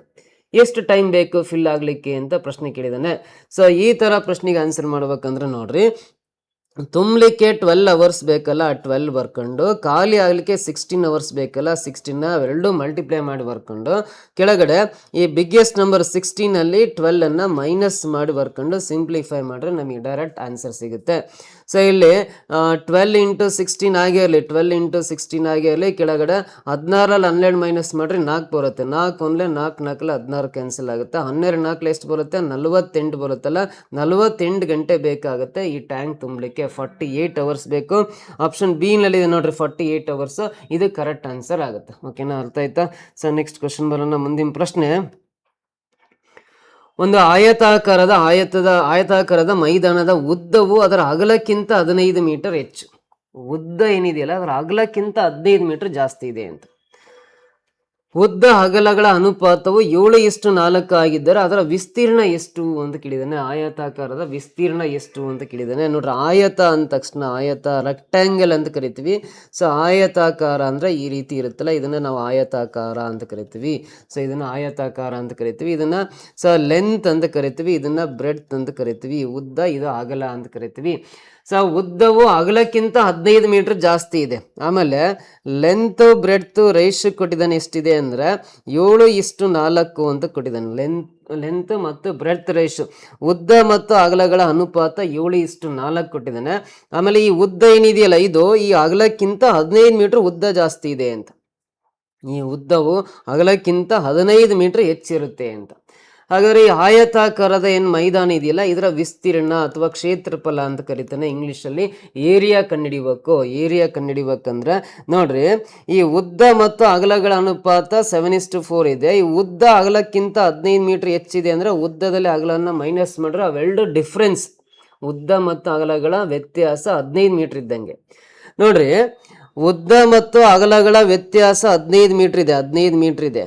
ಅದೇ ಅನುಪಾತದಲ್ಲಿ ಉದ್ದದ ಅನುಪಾತ ಅಗಲಕ್ಕಿಂತ ಎಷ್ಟು ಜಾಸ್ತಿ ಇದೆ ಅಂದ್ರೆ, ಈ ಉದ್ದದ ಅನುಪಾತ ಅಗಲಕ್ಕಿಂತ 3 ಜಾಸ್ತಿ ಇದೆ. ರೇಷನಲ್ಲಿ 3 ಜಾಸ್ತಿ ಇದೆ. ಇದು 4 ಇದೆ, ಇದು 7 ಇದೆ ಅಂದ್ರೆ ಇದಕ್ಕಿಂತ ಇದು 3 ಜಾಸ್ತಿ ಇದೆ. ಅನುಪಾತ 3 ಜಾಸ್ತಿ ಆಗಿರೋದಕ್ಕೆ ಅಳತೆಯಲ್ಲಿ 15 ಮೀಟರ್ ಜಾಸ್ತಿ ಇದೆ ಉದ್ದ ಅಂತ. ಅನುಪಾತದಲ್ಲಿ 3 ಹೆಚ್ಚಿರೋದಕ್ಕೆ ಅಳತೆಯಲ್ಲಿ ಎಷ್ಟು ಜಾಸ್ತಿ ಇದೆ? 15 ಮೀಟರ್ ಜಾಸ್ತಿ ಇದೆ. ಅಂದ್ರೆ 3 ಒಂದಲೇ 3 5 15 ಕ್ಯಾನ್ಸಲ್ ಆಗುತ್ತೆ. ಇವಾಗ ಈ 5 ಇಂಟು 7 ಗುಣಾಕಾರ ಮಾಡ್ರಿ, 5 ಒಳ್ಳೆ 35 ಮೀಟರ್. ಈ ಆಯತಾಕಾರದ ಉದ್ದ 35 ಮೀಟರ್ ಬರುತ್ತೆ ಅಂತ. ಇದೇ 5 ಇಂಟು ಈ 4 ಬರ್ಕೊಂಡ್ರಿ ಅಂದ್ರೆ 5 4 20 ಬರುತ್ತಲ್ಲ, ಇದರ ಅಗಲ 20 ಮೀಟರ್ ಇದೆ ಅಂತ. ಇದರ ಅಗಲ 20 ಮೀಟರ್ ಇದೆ ಅಂತ. ಇವಾಗ ನೋಡ್ರಿ, ಈ ಉದ್ದ ಅಗಲಕ್ಕಿಂತ 15 ಮೀಟರ್ ಜಾಸ್ತಿ ಇದೆ ಅಂತ. ಹಾಗಾದ್ರೆ ಈ ಆಯತದ ವಿಸ್ತೀರ್ಣ ಕಂಡುಹಿಡಿಬೇಕು ಅಂದ್ರೆ ಲೆಂತ್ ಇಂಟು ಬ್ರೆಡ್ತ್ ಅಂತ ಬರೀತೀನಿ ವಿಸ್ತೀರ್ಣ. ಸೊ ಇಲ್ಲಿ ಉದ್ದ ಅಂದ್ರೆ 35 ಮೀಟರ್ ಇದೆ, ಅಗಲ ಅಂದ್ರೆ 20 ಮೀಟರ್ ಇದೆ. ಇವೆರಡು ಗುಣಾಕಾರ ಮಾಡ್ರಿ, 35 2 70, 0 ಲಾಸ್ಟಿಗೆ ಬರ್ಕೊಂಡ್ರೆ ಎಷ್ಟು ಬರುತ್ತೆ? 700 ಚದರ ಮೀಟರ್ ಬರುತ್ತೆ. ಸೊ 700 ಚದರ ಮೀಟರ್ ಅಂತ ಆಪ್ಷನ್ ಏನಿಲ್ಲ, ಇದು ಕರೆಕ್ಟ್ ಆನ್ಸರ್ ಆಯ್ತು. ಓಕೆನಾ, ಇಷ್ಟು ಇದನ್ನ ಆನ್ಸರ್ ಹೇಳ್ಬೋದು. ನೆಕ್ಸ್ಟ್ ಪ್ರಶ್ನೆ, 1ರಿಂದ 70ರವರೆಗಿನ ಎಷ್ಟು ಶೇಕಡ ಸಂಖ್ಯೆಗಳು ಬಿಡಿ ಸ್ಥಾನದ ಅಂಕೆ 1 ಅಥವಾ 9 ಹೊಂದಿವೆ ಅಂತಿದೆ. 1ರಿಂದ 70ರವರೆಗಿನ ಎಷ್ಟು ಸಂಖ್ಯೆಗಳು, ಶೇಕಡ ಎಷ್ಟು ಸಂಖ್ಯೆಗಳು ಬಿಡಿ ಸ್ಥಾನದ ಅಂಕೆ 1 ಅಥವಾ 9 ಹೊಂದಿರ್ಬೇಕು. ನೋಡ್ರಿ ನೀವೇನ್ ಮಾಡ್ಬೇಕಂದ್ರೆ ಈ ಕ್ವಶನ್ಗೆ 1ರಿಂದ 70ರವರೆಗೆ ಏನ್ ಸಂಖ್ಯೆಗಳಿದಾವಲ್ಲ 1 to 70ವರೆಗೆ ಏನ್ ನಂಬರ್ಸ್ ನಮಗೆ ಗೊತ್ತಿದಾವಲ್ಲ ಅದರಲ್ಲಿ ಬಿಡಿ ಸ್ಥಾನದಲ್ಲಿ 1 ಅಥವಾ 9 ಇರ್ತಕ್ಕಂಥ ಸಂಖ್ಯೆಗಳು ಯಾವ್ಯಾವ ಅಂತ ಬರಿಬೇಕು. ಸೊ 1ರಲ್ಲೇ ಬಿಡಿ ಸ್ಥಾನದಲ್ಲಿ 1 ಇದೆ, 9ರಲ್ಲಿ ಬಿಡಿ ಸ್ಥಾನದಲ್ಲಿ 9 ಇದೆ, 11ರಲ್ಲಿ ಬಿಡಿ ಸ್ಥಾನದಲ್ಲಿ 1 ಇದೆ, ಆಮೇಲೆ 19ರಲ್ಲಿ ಬಿಡಿ ಸ್ಥಾನದಲ್ಲಿ 9 ಇದೆ, 21ರಲ್ಲಿ ಬಿಡಿ ಸ್ಥಾನದಲ್ಲಿ 1 ಇದೆ, 29ರಲ್ಲಿ ಬಿಡಿ ಸ್ಥಾನದಲ್ಲಿ 9 ಇದೆ, 31ರಲ್ಲಿ ಬಿಡಿ ಸ್ಥಾನದಲ್ಲಿ 1 ಇದೆ, ಹೌದಾ. ಆಮೇಲೆ 39ರಲ್ಲಿ ಬಿಡಿ ಸ್ಥಾನದಲ್ಲಿ 9 ಇದೆ, 41ರಲ್ಲಿ ಬಿಡಿ ಸ್ಥಾನದಲ್ಲಿ 1 ಇದೆ, 49ರಲ್ಲಿ ಬಿಡಿ ಸ್ಥಾನದಲ್ಲಿ 9 ಇದೆ, ಆಮೇಲೆ 51ರಲ್ಲಿ ಬಿಡಿ ಸ್ಥಾನದಲ್ಲಿ 1 ಇದೆ, 59ರಲ್ಲಿ ಬಿಡಿ ಸ್ಥಾನದಲ್ಲಿ 9 ಇದೆ, 61ರಲ್ಲಿ ಬಿಡಿ ಸ್ಥಾನದಲ್ಲಿ 1 ಇದೆ, 69ರಲ್ಲಿ ಬಿಡಿ ಸ್ಥಾನದಲ್ಲಿ 9 ಇದೆ, 70ರವರೆಗೆ ಅಂದ್ರೆ ಈ 69 ಲಾಸ್ಟ್. ಬಿಡಿ ಸ್ಥಾನದಲ್ಲಿ 1 ಅಥವಾ 9 ಬಿಡಿ ಸ್ಥಾನದಲ್ಲಿ ಈ ತರ ಇವು ಬಿಡಿ ಸ್ಥಾನ. 10 ಸ್ಥಾನ ನಮಗೆ ಬೇಕಾಗಿಲ್ಲ, ಬಿಡಿ ಸ್ಥಾನ ಮಾತ್ರ. ಈ ತರ ಬಿಡಿ ಸ್ಥಾನದಲ್ಲಿ 1 ಮತ್ತು 9 ಹೊಂದಿರತಕ್ಕಂಥ ಎಷ್ಟು ಸಂಖ್ಯೆಗಳಿದಾವೆ ಅಂದ್ರೆ ಇಲ್ಲಿ ಕೌಂಟ್ ಮಾಡ್ತಾ ಬನ್ನಿ. 1 2 3 4 5 6 7 8 9 10 11 12 13 14 ಟೋಟಲಿ 14 ಸಂಖ್ಯೆಗಳಿದಾವೆ. 14 ಸಂಖ್ಯೆ ಇದಾವೆ. ಫಸ್ಟ್ ಆಫ್ ಆಲ್ 1ರಿಂದ 70ರವರೆಗೆ ಎಷ್ಟು ಸಂಖ್ಯೆಗಳಿರ್ತವೆ? 70 ಸಂಖ್ಯೆ ಇರ್ತಾವೆ. 1 to 70ವರೆಗೂ 70 ನಂಬರ್ಸೇ ಇರ್ತಾವೆ. ಈ 70 ನಂಬರ್ಸ್ ಅಲ್ಲಿ ಇಲ್ಲಿ ಕಾಣಿಸ್ತಕ್ಕಂಥ 14 ಸಂಖ್ಯೆಗಳಲ್ಲಿ ಬಿಡಿ ಸ್ಥಾನದಲ್ಲಿ 1 ಅಥವಾ 9 ಇರುತ್ತೆ ಅಂತ. ಟೋಟಲಿ 70 ಸಂಖ್ಯೆಗಳಲ್ಲಿ 14 ಸಂಖ್ಯೆಗಳಲ್ಲಿ ಮಾತ್ರ ಬಿಡಿ ಸ್ಥಾನದಲ್ಲಿ 1 ಅಥವಾ 9 ಹೊಂದಿರೋ ಸಂಖ್ಯೆಗಳಿದಾವೆ ಅಂತ. ಸೊ 70ಕ್ಕೆ 14 ಸಂಖ್ಯೆಗಳಿದಾವೆ ಅಂದ್ರೆ ಶೇಕಡ ರೂಪದಲ್ಲಿ ಹೇಳ್ಬೇಕಂದ್ರೆ 100ಕ್ಕೆ ಎಷ್ಟು ಅಂತ ಕಂಡುಹಿಡಿಬೇಕು, 100ಗೆ ಎಷ್ಟು ಅಂತ ಕ್ಯಾಲ್ಕುಲೇಟ್ ಮಾಡ್ಬೇಕು. ಸೊ ಇದು 14 1 14 5 70 ಕ್ಯಾನ್ಸಲ್, 5 1 5 2 10 0 ಪಕ್ಕ ಬರೆಯೋಣ. 20 × 1 ಅಂದ್ರೆ 20% ಸಂಖ್ಯೆಗಳಿದಾವೆ ಅಂತ. 1ರಿಂದ 70ರವರೆಗೆ ಬಿಡಿ ಸ್ಥಾನದಲ್ಲಿ 1 ಅಥವಾ 9 ಹೊಂದಿರತಕ್ಕಂಥ ಶೇಕಡ ಎಷ್ಟು ಸಂಖ್ಯೆಗಳಿದಾವೆ ಅಂದ್ರೆ 20% ಸಂಖ್ಯೆಗಳಿದಾವೆ. 20% ಅನ್ನೋದು ಆಪ್ಷನ್ ಸಿ ನಲ್ಲಿದೆ. ಇದು ಕರೆಕ್ಟ್ ಆನ್ಸರ್ ಆಗುತ್ತೆ. ಓಕೆನಾ, ಅರ್ಥ ಆಯ್ತಾ? ಸೊ ನೆಕ್ಸ್ಟ್ ಕ್ವಶನ್ ಬರೋಣ. ಮುಂದಿನ ಪ್ರಶ್ನೆ, ಎನ ಸಂಬಳ ಬಿಗಿಂತ 25% ಹೆಚ್ಚಿದ್ದರೆ ಬಿಯ ಸಂಬಳ ಎಗಿಂತ ಎಷ್ಟು ಕಡಿಮೆ ಇರುತ್ತೆ ಅಂತ. ನೋಡ್ರಿ, ಎ ಮತ್ತು ಬಿ ಇಬ್ಬರು ಸಂಬಳವನ್ನ ಕಂಪೇರ್ ಮಾಡಿದ್ದಾರೆ. ಎ ಮತ್ತು ಬಿ ಸ್ಯಾಲ್ರಿನ ಕಂಪೇರ್ ಮಾಡಿದಾನೆ. ಎನ ಸ್ಯಾಲ್ರಿ ಬಿಗಿಂತ 25% ಜಾಸ್ತಿ ಇದೆ ಅಂತ ಹೇಳಿದಾನೆ. ಹಾಗಾದ್ರೆ ಬಿ ಸಂಬಳ ಎಗಿಂತ ಎಷ್ಟು % ಕಡಿಮೆ ಇರುತ್ತೆ ಅಂತ. ಬಿನ ಸಂಬಳ ಎಗಿಂತ ಎನ ಸಂಬಳ ಬಿಗಿಂತ 25% ಹೆಚ್ಚಿದ್ರೆ ಅದೇ ಉಲ್ಟಕ್ಕ ಹೇಳಿದಾನೆ. ಬಿನ ಸಂಬಳ ಎಗಿಂತ ಎಷ್ಟು % ಕಡಿಮೆ ಇರುತ್ತೆ ಅಂತ ಕೇಳಿದಾನೆ. ಬಹಳ ಜನ ಏನ್ ಮಾಡ್ತೀವಿ ಅಂದ್ರೆ ಎನ ಸ್ಯಾಲ್ರಿ ಬಿಗಿಂತ 25% ಜಾಸ್ತಿ ಇದೆ ಅಂದ್ರೆ ಬಿನ ಸ್ಯಾಲ್ರಿ ಎಗಿಂತ 25% ಕಡಿಮೆ ಇರುತ್ತೆ ಅಂತ ಇದನ್ನ ಆನ್ಸರ್ ಹಾಕಿ ಬರ್ತೀವಿ. 100% ಪರ್ಸೆಂಟೇಜ್ ಕಂಪ್ಯಾರಿಸನ್ ಯಾವಲ್ಲ ಸೇಮ್ ಬರಲ್ಲ, ಇದು ರಾಂಗ್ ಆನ್ಸರ್ ಆಗುತ್ತೆ. ಸುಮಾರು ಜನ ಇದನ್ನ ಆನ್ಸರ್ ಹಾಕಿ ಬರ್ತೀವಿ, ಇದನ್ನ ಆನ್ಸರ್ ಮಾಡ್ತೀರಿ ಅಂತಲೇ ಆಪ್ಷನಲ್ ಕೊಟ್ಟಿರ್ತಾನೆ ಅದನ್ನ, ಬಟ್ ಇದು ರಾಂಗ್ ಆನ್ಸರು. ಎನ ಸಂಬಳ ಬಿಗಿಂತ 25% ಜಾಸ್ತಿ ಇದೆ ಅಂದ್ರೆ ಬಿನ ಸಂಬಳ ಎಗಿಂತ 25% ಕಡಿಮೆ ಇರಲ್ಲ. ಪರ್ಸೆಂಟೇಜ್ ಕಂಪ್ಯಾರಿಸನ್ ಯಾವಾಗಲೂ ಸೇಮ್ ಬರಲ್ಲ.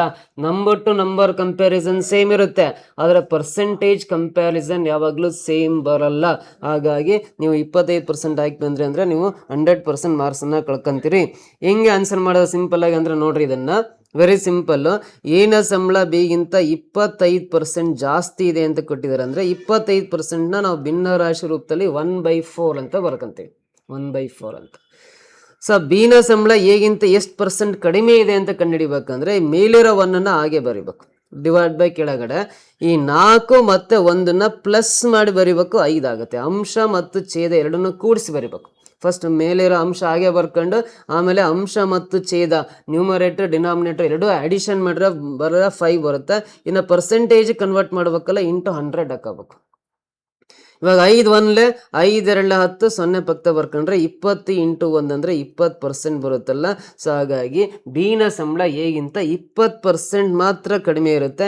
20% ಅನ್ನೋದು ಆಪ್ಷನ್ ಏನಲ್ಲಿದೆ ನೋಡ್ರಿ, ಇದು ಕರೆಕ್ಟ್ ಆನ್ಸರ್ ಆಗುತ್ತೆ. ಕ್ಲಿಯರ್. ಈ ರೀತಿ ಸಿಂಪಲ್ ಆಗಿ ಈ ಲೆಕ್ಕವನ್ನು ನಾವು ಬಿಡಿಸ್ತೀವಿ. ನೆಕ್ಸ್ಟ್ ಕ್ವಶನ್ ಬರೋಣ. ಮುಂದಿನ ಪ್ರಶ್ನೆ, how many terms are there in the series? ಸರಣಿಯಲ್ಲಿ ಎಷ್ಟು ಪದಗಳಿವೆ ಅಂತ ಇದೆ. ನೋಡ್ರಿ, ಮೊದಲನೇ ಪದ ಈ ಸರಣಿಯಲ್ಲಿ 20 ಇದೆ, ಎರಡನೇ ಪದ 25 ಇದೆ, ಆಮೇಲೆ 30 ಇದೆ, ಆಮೇಲೆ ಹಿಂಗೆ ಬರ್ಕೊಂತವ್ರೆ ಲಾಸ್ಟ್ ನಂಬರ್ 140 ಇದೆ. ಇವೆಲ್ಲ ಸೇರಿಸಿ ಟೋಟಲ್ ಎಷ್ಟು ಟರ್ಮ್ಸ್ ಇದಾವೆ, ಎಷ್ಟು ಸಂಖ್ಯೆಗಳಿದಾವೆ ಅಂತ ಎಣಿಸ್ಬೇಕು. ಸೊ 25 30 ಆಮೇಲೆ ನೆಕ್ಸ್ಟ್ 35 ಬರ್ಕೊಳ್ರಿ, 35 ಆಮೇಲೆ ನೆಕ್ಸ್ಟ್ 40 ಬರ್ಕೊಳ್ರಿ, ಆಮೇಲೆ 45 ಬರ್ಕೊಳ್ರಿ, ಆಮೇಲೆ 50 ಬರ್ರಿ, ಆಮೇಲೆ 55 ಬರ್ರಿ. ಸೊ ನೆಕ್ಸ್ಟ್ 60 ಬರ್ಕೊಳ್ರಿ, 65 ಆಗುತ್ತೆ. ನೆಕ್ಸ್ಟ್ 70 ಬರ್ಕೊಳ್ರಿ, 75 ಆಗುತ್ತೆ. ನೆಕ್ಸ್ಟ್ 80, ಆಮೇಲೆ 85, ನೆಕ್ಸ್ಟ್ 90, ಆಮೇಲೆ 95, ಆಮೇಲೆ 100, ಆಮೇಲೆ 105. ಸೊ ಆಮೇಲೆ ನೆಕ್ಸ್ಟ್ 110, 110 ಆಮೇಲೆ 115, ನೆಕ್ಸ್ಟ್ 120, 125, ನೆಕ್ಸ್ಟ್ 130, 135, ನೆಕ್ಸ್ಟ್ 140. ಸೊ 140ವರೆಗೂ ಟೋಟಲಿ ಎಷ್ಟು ಸಂಖ್ಯೆಗಳಿದಾವೆ ಈ ಸೀರೀಸ್ ಅಲ್ಲಿ ಅಂತ ಇವಾಗ ಎಣಿಸ್ಕೊಂತ ಹೋಗ್ರೆ ಎಷ್ಟು ಸಂಖ್ಯೆಗಳು ನಿಮಗೆ ಕಾಣಿಸ್ತವೆ ಅಂತ ಗೊತ್ತಾಗುತ್ತೆ. 1 2 3 4 5 6 7 8 9 10 11 12 13 14 15 16 17 18 19 20 21 22 23 24 25 ಟೋಟಲಿ ಇಲ್ಲಿ 25 ಸಂಖ್ಯೆಗಳಿದಾವೆ. ಸೊ 25 ಸಂಖ್ಯೆಗಳು ಅಂತ ಆಪ್ಷನ್ ಡಿ ನಲ್ಲಿದೆ ನೋಡ್ರಿ, ಇದು ಕರೆಕ್ಟ್ ಆನ್ಸರ್ ಆಗುತ್ತೆ. ಸೊ 25 ಸಂಖ್ಯೆಗಳು ಅಂತ ಈ ರೀತಿ ನಾವು ಎಲ್ಲವೂ ಬರ್ಕೊಂಡು ಕೌಂಟ್ ಮಾಡಬಹುದು. ಸೊ ಇಲ್ಲ ಎಲ್ಲವೂ ಬರ್ಕೊಂಡು ಕೌಂಟ್ ಮಾಡೋದಕ್ಕಿಂತ ಇಲ್ಲಿ ಡಿಫ್ರೆನ್ಸ್ 5 ಡಿಫ್ರೆನ್ಸ್ ಇದೆ ಅಂದ್ರೆ ಈ ಫಸ್ಟ್ ನಂಬರ್ 20ಯನ್ನು 5 ಇಂದ ಡಿವೈಡ್ ಮಾಡ್ರಿ, 5 4 20 ಬರುತ್ತೆ. ಲಾಸ್ಟ್ ನಂಬರ್ 140ನ 5ರಿಂದ ಡಿವೈಡ್ ಮಾಡ್ರಿ, 5 2 10, 5 8 40 ಕ್ಯಾನ್ಸಲ್ ಆಗುತ್ತೆ. ಈ ಲಾಸ್ಟ್ ನಂಬರ್ 28ರಲ್ಲಿ ಈ 4 ಏನಿದೆಯಲ್ಲ, 4ರ ಹಿಂದಿನ ಸಂಖ್ಯೆ 4 ಮೈನಸ್ ಮಾಡುವಾಗಲ್ಲ, 4ರ ಹಿಂದಿನ ಸಂಖ್ಯೆ 3ನ್ನ ಮೈನಸ್ ಮಾಡಿದರೆ ಟೋಟಲಿ ಈ ಸೀರೀಸ್ ಅಲ್ಲಿ 25 ಸಂಖ್ಯೆಗಳಿದಾವೆ ಅಂತ ಈ ರೀತಿ ಶಾರ್ಟ್ ಫಾರ್ಮ್ ಅಲ್ಲೂ ಆನ್ಸರ್ ಮಾಡ್ಬೋದು. ಫಸ್ಟ್ ನಂಬರ್ನ ನೋಡಿ, ಇಲ್ಲಿಂದ ಇಲ್ಲಿಗೆ 5 ಗ್ಯಾಪ್ ಇದೆ, ಇಲ್ಲೂ 5 ಗ್ಯಾಪ್ ಇದೆ, ಇಲ್ಲೂ 5 ಗ್ಯಾಪ್ ಇದೆ ಅಂದ್ರೆ 5ರಿಂದ ಬಾಕ್ಸ್ರಿ 4 ಬರುತ್ತೆ. ಲಾಸ್ಟ್ ನಂಬರ್ನು 5ರಿಂದ ಡಿವೈಡ್ ಮಾಡ್ರಿ, 28 ಬರುತ್ತೆ. ಈ 28ರಲ್ಲಿ 4ನಲ್ಲ, 4ರ ಹಿಂದಿನ ಸಂಖ್ಯೆ 3 ಮೈನಸ್ ಮಾಡ್ರಿ, ಟೋಟಲಿ ಈ ಸೀರೀಸ್ ಅಲ್ಲಿ 25 ಸಂಖ್ಯೆಗಳು ಎಕ್ಸಾಕ್ಟ್ ಇರ್ತವೆ. ಸೊ 25 ಅನ್ನೋದು ಆಪ್ಷನ್ ಡಿ ನಲ್ಲಿ ಇದೆ ನೋಡ್ರಿ, ಇದು ಕರೆಕ್ಟ್ ಆನ್ಸರ್ ಆಗುತ್ತೆ. ಕ್ಲಿಯರ್? ನೆಕ್ಸ್ಟ್ ನೋಡ್ರಿ, 6 ಗಂಟೆಗಳು ಒಟ್ಟಿಗೆ ಮುಳುಗಲು ಪ್ರಾರಂಭಿಸುತ್ತವೆ ಮತ್ತು ಕ್ರಮವಾಗಿ 2 4 6 8 10 ಮತ್ತು 12 ಸೆಕೆಂಡ್ಗಳ ಮಧ್ಯಂತರದಲ್ಲಿ ಮುಳುಗುತ್ತವೆ. 30 ನಿಮಿಷಗಳಲ್ಲಿ ಅವು ಎಷ್ಟು ಬಾರಿ ಒಟ್ಟಿಗೆ ಮುಳುಗುತ್ತವೆ ಅಂತಿದೆ ನೋಡ್ರಿ. 6 ಗಂಟೆಗಳಿದಾವೆ. 1 ಗಂಟೆ ಪ್ರತಿ 2 ಸಂಖ್ಯೆಗೆ ಒಂದ್ಸಲ ಸೌಂಡ್ ಮಾಡುತ್ತೆ, ಮತ್ತೊಂದು ಗಂಟೆ ಪ್ರತಿ 4 ಸೆಕೆಂಡ್ಗೆ ಒಂದ್ಸಲ ಸೌಂಡ್ ಮಾಡುತ್ತೆ, ಇನ್ನೊಂದು ಗಂಟೆ ಪ್ರತಿ 6 ಸೆಕೆಂಡಿಗೆ ಒಂದ್ಸಲ ಸೌಂಡ್ ಮಾಡುತ್ತೆ, ಮತ್ತೊಂದು ಗಂಟೆ ಪ್ರತಿ 8 ಸೆಕೆಂಡಿಗೆ ಒಂದ್ಸಲ ಸೌಂಡ್ ಮಾಡುತ್ತೆ, ಇನ್ನೊಂದು ಪ್ರತಿ 12 ಸೆಕೆಂಡಿಗೆ ಒಂದ್ಸಲ ಸೌಂಡ್ ಮಾಡುತ್ತೆ, ಇನ್ನೊಂದು ಲಾಸ್ಟ್ ಗಂಟೆ ಪ್ರತಿ 12 ಸೆಕೆಂಡಿಗೆ ಒಂದ್ಸಲ ಸೌಂಡ್ ಮಾಡ್ತಾ ಹೋಗ್ತಾವೆ. ಹಾಗಾದ್ರೆ ಈ 30 ನಿಮಿಷಗಳ ಅಂತರದಲ್ಲಿ, 30 ನಿಮಿಷದ ಸಮಯದಲ್ಲಿ ಎಲ್ಲಾ ಗಂಟೆಗಳು ಒಟ್ಟಿಗೆ ಎಷ್ಟು ಬಾರಿ ಸೌಂಡ್ ಮಾಡ್ತವೆ ಅಂತ ಕ್ವಶನ್ ಕೇಳಿದ್ದಾರೆ. ಸೊ ಇದಕ್ಕೆ ನಾವು ಸಿಂಪಲ್ ಆಗಿ ಆನ್ಸರ್ ಕಂಡುಹಿಡಿಬೇಕಂದ್ರೆ 2 ಈ 4 6 8 10 12 ಸೆಕೆಂಡ್ಗೆ ಒಂದೊಂದ್ಸಲ ಸೌಂಡ್ ಮಾಡ್ತೇವೆ ಅಂತ ಕೊಟ್ಟಿದ್ದಾನಲ್ಲ, ಇವೆಲ್ಲಾ ಸಂಖ್ಯೆಗಳಿಗೆ ನಾವೇನ್ ಕಂಡುಹಿಡ್ಕೋಬೇಕು, ಲಾಸ್ ಸಹ ಕಂಡುಹಿಡಿಬೇಕು, LCM ಕ್ಯಾಲ್ಕುಲೇಟ್ ಮಾಡಬೇಕು. ಇವೆಲ್ಲವೂ ಯಾವ ಸಂಖ್ಯೆಯಿಂದ ಡಿವೈಡ್ ಆಗ್ತವೆ, 2ರಿಂದ ಭಾಗ್ತವೆ, ಬಾಕ್ಸ್ರಿ. 2 1 2, ಇದು 2 2 4, ಇದು 2 3 6, ಇದು 2 4 8, ಇದು 2 5 10, ಇದು 2 6 12, ಎಲ್ಲವೂ 2ರಿಂದ ಭಾಗ ಆಗ್ತವೆ. ಮತ್ತೊಂದ್ಸಲ 2ರಿಂದ ಯಾವ್ಯಾವ ಭಾಗ ಆಗ್ತಾವ ಬಾಕ್ಸ್ ಬಿಡೋಣ. ಇದು 1 ಭಾಗ ಆಗಲ್ಲ, ಹಾಗೆ ಬರೆಯೋಣ. ಇದು 2 1 2, ಇದು 3 ಭಾಗ ಆಗಲ್ಲ, ಹಾಗೆ ಬರ್ಕೊಳ್ರಿ. ಇದು 2 2 4, 5 ಡಿವೈಡ್ ಆಗಲ್ಲ, ಹಾಗೆ ಬರ್ಕೊಳ್ರಿ. ಆಮೇಲೆ 2 3 6 ಕ್ಯಾನ್ಸಲ್ ಆಗುತ್ತೆ. 2 ಸಂಖ್ಯೆ ಡಿವೈಡ್ ಆದ್ರೆ ಸಾಕು, ಡಿವಿಷನ್ ಕಂಟಿನ್ಯೂ ಮಾಡ್ಬೋದು. 3ರಿಂದ ಬಾಕ್ಸನ್ನ ಈ ಒಂದು ಹಾಗೆ ಇರಲಿ, ಇದು 3 1 3, 2 ಹಾಗೆ ಇರಲಿ, 5 ಹಾಗೆ ಇರಲಿ, ಇದು 3 1 3. ಯಾವಾದ್ರೂ 2 ಸಂಖ್ಯೆ ಸಿಂಗಲ್ ನಂಬರ್ ಇಂದ ಡಿವೈಡ್ ಆದ್ರೆ ಡಿವಿಷನ್ ಕಂಟಿನ್ಯೂ ಮಾಡಬೇಕು. ಇಲ್ಲಿ ಯಾವುದೇ 2 ಸಂಖ್ಯೆಗಳು ಸಿಂಗಲ್ ನಂಬರ್ ಇಂದ ಡಿವೈಡ್ ಆಗಲ್ಲ ಅಂದ್ರೆ ಇಲ್ಲಿಗೆ ಸ್ಟಾಪ್ ಮಾಡಿ ಮೇಲಿಂದ ಕೆಳಗಿರೋ ಎಲ್ಲಾ ಸಂಖ್ಯೆಗಳನ್ನ ಗುಣಾಕಾರ ಮಾಡ್ಕೊಳ್ರಿ, ಲಾಸ್ ಸಹ ಬರುತ್ತೆ. ನೋಡಿ, 2 × 2 4, 4 × 3 12, 12 1 12, 12 1 12, 12 1 12, 12 2 24, 24 5 120, 120 × 1 ಅಂದ್ರೆ 120. ಈ ಕೊಟ್ಟಿರೋ ಈ 6 ಸಂಖ್ಯೆಗಳ ಲಾಸ್ ಸಹ 120 ಬರುತ್ತೆ LCM. ಇದರ ಅರ್ಥ ಇಲ್ಲಿ ಟೈಮ್ ಸೆಕೆಂಡ್ ಲೆಕ್ಕದಲ್ಲಿ ಕೊಟ್ಟಿದ್ದಾನೆ ಅಂದ್ರೆ ಪ್ರತಿ 120 ಸೆಕೆಂಡಿಗೆ ಒಂದ್ಸಲ ಎಲ್ಲಾ ಗಂಟೆಗಳು ಒಂದೇ ಟೈಮ್ಗೆ ಸೌಂಡ್ ಮಾಡ್ತವೆ ಅಂತ ಅರ್ಥ. ಪ್ರತಿ 120 ಸೆಕೆಂಡಿಗೆ ಒಂದ್ಸಲ ಎಲ್ಲಾ ಗಂಟೆಗಳು ಒಂದೇ ಬಾರಿ ಸೌಂಡ್ ಮಾಡ್ತವೆ ಅಂತ. 120 ಸೆಕೆಂಡ್ ಅಂದ್ರೆ ಎಷ್ಟು ನಿಮಿಷ ಅಂದ್ರೆ ಇದು 2 ನಿಮಿಷಕ್ಕೆ ಸಮ. 120 ಸೆಕೆಂಡ್ ಅಂದ್ರೆ ಎಷ್ಟು ನಿಮಿಷ ಅಂದ್ರೆ 2 ಮಿನಿಟ್ಸ್ ಆಗುತ್ತೆ. 120 ಸೆಕೆಂಡ್ ಅಂದ್ರೆ ಅದು 2 ನಿಮಿಷಕ್ಕೆ ಸಮ. ಪ್ರತಿ 2 ನಿಮಿಷಕ್ಕೆ ಒಂದ್ಸಲ ಎಲ್ಲಾ ಗಂಟೆಗಳು ಒಟ್ಟಿಗೆ ಗಂಟೆ ಬಾರಿಸ್ತವೆ ಅಂತ.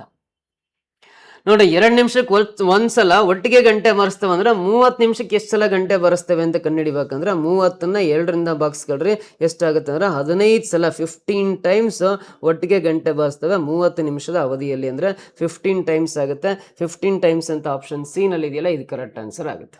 ಓಕೆನಾ? ನೆಕ್ಸ್ಟ್ ಪ್ರಶ್ನೆ, today is Monday after 61 days it will be ಅಂತ. ಇವತ್ತು ಸೋಮವಾರ ಆಗಿದೆ ಅಂದ್ರೆ 61 ದಿನ ಆದ್ಮೇಲೆ ಯಾವ ವಾರ ಬರುತ್ತೆ ಅಂತ ಕೇಳಿದಾನೆ. Very simple question. ಪ್ರತಿ 7 ದಿನಕ್ಕೊಮ್ಮೆ ಅವೇ ವಾರಗಳ ರಿಪೀಟ್ ಆಗೋದ್ರಿಂದ, ಒಂದು ವಾರಕ್ಕೆ 7 ದಿನಗಳಿರೋದ್ರಿಂದ ಅವೇ ವಾರಗಳು 7 ದಿನ ಆದ್ಮೇಲೆ ರಿಪೀಟ್ ಆಗೋದ್ರಿಂದ ಈ 61ನ್ನ ನೀವು 7ರಿಂದ ಬಾಗಿಸ್ರಿ. 7 ಎಂಟ್ಲೆ 56 ಬರುತ್ತೆ, ಶೇಷ ಇನ್ನು 5 ಉಳಿಯುತ್ತೆ. ಇಂದು ಸೋಮವಾರ ಅಂತ ಕೊಟ್ಟಿದ್ದನಲ್ಲ, ಸೋಮವಾರಕ್ಕೆ ಪ್ಲಸ್ 5 ಡೇಸ್ ಕುಡ್ಕಂತ ಬನ್ನಿ. ಸೋಮವಾರದಿಂದ ಮುಂದಕ್ಕೆ 5 ದಿನ ಎಣಿಸ. ಸೋಮವಾರದಿಂದ 1 ದಿನ ಮುಂದಕ್ಕೆ ಹೋದ್ರೆ ಮಂಗಳವಾರ, 2ನೇ ದಿನಕ್ಕೆ ಬುಧವಾರ, 3ನೇ ದಿನಕ್ಕೆ ಗುರುವಾರ, 4ನೇ ದಿನಕ್ಕೆ ಶುಕ್ರವಾರ, 5ನೇ ದಿನಕ್ಕೆ ಶನಿವಾರ ಆಗುತ್ತಲ್ಲ. ಸೋಮವಾರದಿಂದ 5 ಡೇಸ್ ಮುಂದಕ್ಕೆ ಹೋದ್ವಿ ಅಂದರೆ, ಸೋಮವಾರಕ್ಕಿಂತ 5 ಡೇಸ್ ನಾವು ಮುಂದಕ್ಕೆ ಹೋದ್ವಿ ಅಂದರೆ ಯಾವ ವಾರ ಬರುತ್ತೆ ಅಂದರೆ ನೋಡ್ರಿ, ಶನಿವಾರ ಬರುತ್ತೆ. ಶನಿವಾರ ಬರುತ್ತೆ. ಸೊ ಆ ವಾರ ಶನಿವಾರ ಸಾಟರ್ಡೆ ಆಗಿರುತ್ತೆ. ಇಲ್ಲಿ ಸಾಟರ್ಡೆ ಅನ್ನೋದು ಆಪ್ಷನ್ ಬಿ ನಲ್ಲಿದೆ ನೋಡ್ರಿ, ಇದು ಕರೆಕ್ಟ್ ಆನ್ಸರ್ ಆಗುತ್ತೆ. ಓಕೆನಾ, ಈ ರೀತಿ ಸಿಂಪಲ್ ಆಗಿ ಲೆಕ್ಕ ಬಿಡಿಸ್ತೀವಿ. ನೆಕ್ಸ್ಟ್ ಸೀರೀಸ್ ನೋಡ್ರಿ, ಫಸ್ಟ್ ನಂಬರ್ 1 ಇದೆ, ಆಮೇಲೆ 2 ಇದೆ, ಆಮೇಲೆ 1 ಇದೆ, ಆಮೇಲೆ 1/2 ಈ ರೀತಿ ಇರುತ್ತೆ, ಆಮೇಲೆ 1/4 ಇರುತ್ತೆ ಅಂಡ್ ಸೋ ಆನ್ ಇದೆ. ಮುಂದೆ ಯಾವ ಸಂಖ್ಯೆ ಬರಬೇಕು ಅಂತ ಕೇಳಿದಾನೆ. 1/4 ಆದ್ಮೇಲೆ ನೆಕ್ಸ್ಟ್ ಯಾವ ಸಂಖ್ಯೆ ಬರಬೇಕು ಅಂತ ಕೇಳಿದನಲ್ಲ. ವೆರಿ ಸಿಂಪಲ್ ನೋಡ್ರಿ, ಹೆಂಗಿರುತ್ತೆ ಅಂದ್ರೆ ಇದು ಫಸ್ಟ್ 2 ಇದೆಯಲ್ಲ, 2ನ್ನ ಇಂಟು 1/2 ಮಾಡ್ರೆ, 2ನ್ನ 1/2ರಿಂದ ಗುಣಾಕಾರ ಮಾಡ್ರೆ 1 ಬರುತ್ತೆ ನೋಡ್ರಿ. 2 ಇಂಟು 1/2 ಅಂದ್ರೆ ಈ 2 ಕ್ಯಾನ್ಸಲ್ ಆಗಿ 1 ಉಳಿಯುತ್ತೆ. ಈ 1ನ್ನ ಅಗೈನ್ 1/2 ನಿಂದನೇ ಮಲ್ಟಿಪ್ಲೈ ಮಾಡ್ರಿ. ಆ 1ನ್ನ 1/2ರಿಂದ ಗುಣಾಕಾರ ಮಾಡ್ರೆ 1/2 ಬರುತ್ತೆ, 1/2ನೇ ಬರುತ್ತೆ. ಸೊ ನೆಕ್ಸ್ಟ್ ಈ 1/2ನ ಮತ್ತೆ 1/2 ನಿಂದನೇ ಮಲ್ಟಿಪ್ಲೈ ಮಾಡಿದ್ರೆ, ಸೊ 1/2 ಇಂಟು 1/2 ಅಂದ್ರೆ 1 ಇಂಟು 1 1 ಆಗುತ್ತೆ, 2 ಇಂಟು 2 4 ಆಗುತ್ತಲ್ಲ, ಈ 1/4 ಕರೆಕ್ಟ್ ಬರುತ್ತೆ. ಸೊ ಪ್ರತಿಯೊಂದು ಸಂಖ್ಯೆನ 1/2ರಿಂದ ಗುಣಾಕಾರ ಮಾಡಿದ್ರೆ ಮುಂದಿನ ಸಂಖ್ಯೆಗಳು ಸಿಗ್ತಾ ಹೋಗ್ತವೆ. ಸೊ ಈ 1/4 ಕೂಡ ನೆಕ್ಸ್ಟ್ ನಾವು 1/2ರಿಂದ ಗುಣಾಕಾರ ಮಾಡೋಣ. 1/4ನ 1/2ರಿಂದ ಗುಣಿಸೋಣ. 1 ಇಂಟು 1 ಅಂದ್ರೆ 1 ಬರುತ್ತೆ, 4 ಇಂಟು 2 ಅಂದ್ರೆ 8 ಬರುತ್ತಲ್ಲ. ಸೊ ನೆಕ್ಸ್ಟ್ ಸಂಖ್ಯೆ ಇಲ್ಲಿ ಬರ್ತಕ್ಕಂಥದ್ದು 1/8 ಬರುತ್ತೆ. 1/8 ಆಪ್ಷನ್ ಬಿ ನಲ್ಲಿದೆ, ಇದು ಕರೆಕ್ಟ್ ಆನ್ಸರ್ ಆಗುತ್ತೆ. ಅರ್ಥ ಆಯ್ತಾ? Next question, ELFA GLHA ILJA question mark MLNA. First E ಇದೆ, ಎಲ್ ಇದೆ, ಎಫ್ ಇದೆ, ಎ ಇದೆ. ನೆಕ್ಸ್ಟ್ ಗ್ರೂಪಲ್ಲಿ GLHA ಇದೆ. ನೆಕ್ಸ್ಟ್ ಗ್ರೂಪಲ್ಲಿ ILJA ಇದೆ. ನೆಕ್ಸ್ಟ್ ಗ್ರೂಪಲ್ಲಿ MLNA ಇದೆ, MLNA ಇದೆ. ಸೊ ಫಸ್ಟ್ ನೋಡ್ರಿ, ಎನಿಂದ ಅಪ್ ಟು ಝೆಡ್ ತನಕ ABCDEFGHIJKLMNOPQRSTUVWXYZ, ಏನಿಂದ ಝೆಡ್ ತನಕ ಆಲ್ಫಾಬೆಟ್ಸ್ ಬರ್ಕೊಂಡಿನಲ್ಲ. ಸೊ ಇಲ್ಲಿ ಈ ಇರೋ ಅಕ್ಷರ, ಫಸ್ಟ್ ಈ ಇರೋ ಅಕ್ಷರ ಜಿ ಇದೆ. ಸೊ ಈನಿಂದ ಜಿಗೆ ಆಲ್ಫಾಬೆಟ್ ಅಲ್ಲಿ ನೋಡ್ರಿ, ಇಲ್ಲಿರೋ ಫಸ್ಟ್ ಅಕ್ಷರ ನೋಡ್ತಾ ಹೋಗ್ರಿ. ಈನಿಂದ 1 ಅಕ್ಷರ ಗ್ಯಾಪ್ ಕೊಟ್ಟು ಜಿ ಇದೆ. ಇಲ್ಲಿ ನಾವು ಜಿನಿಂದ 1 ಅಕ್ಷರ ಗ್ಯಾಪ್ ಕೊಟ್ಟು ಬರ್ವಿ ಅಂದ್ರೆ ಆಲ್ಫಾಬೆಟ್ ಅಲ್ಲಿ ಐ ಬರುತ್ತೆ. ಐನಿಂದ 1 ಅಕ್ಷರ ಗ್ಯಾಪ್ ಕೊಟ್ಟು ಬರ್ಕೊಂಡ್ರೆ ಕೆ ಬರುತ್ತೆ. ನಮಗೆ ಬೇಕಾಗಿರೋ ಆನ್ಸರ್ ಅಲ್ಲಿ ಫಸ್ಟ್ ಲೆಟರ್ ಕೆ ಇರುತ್ತೆ.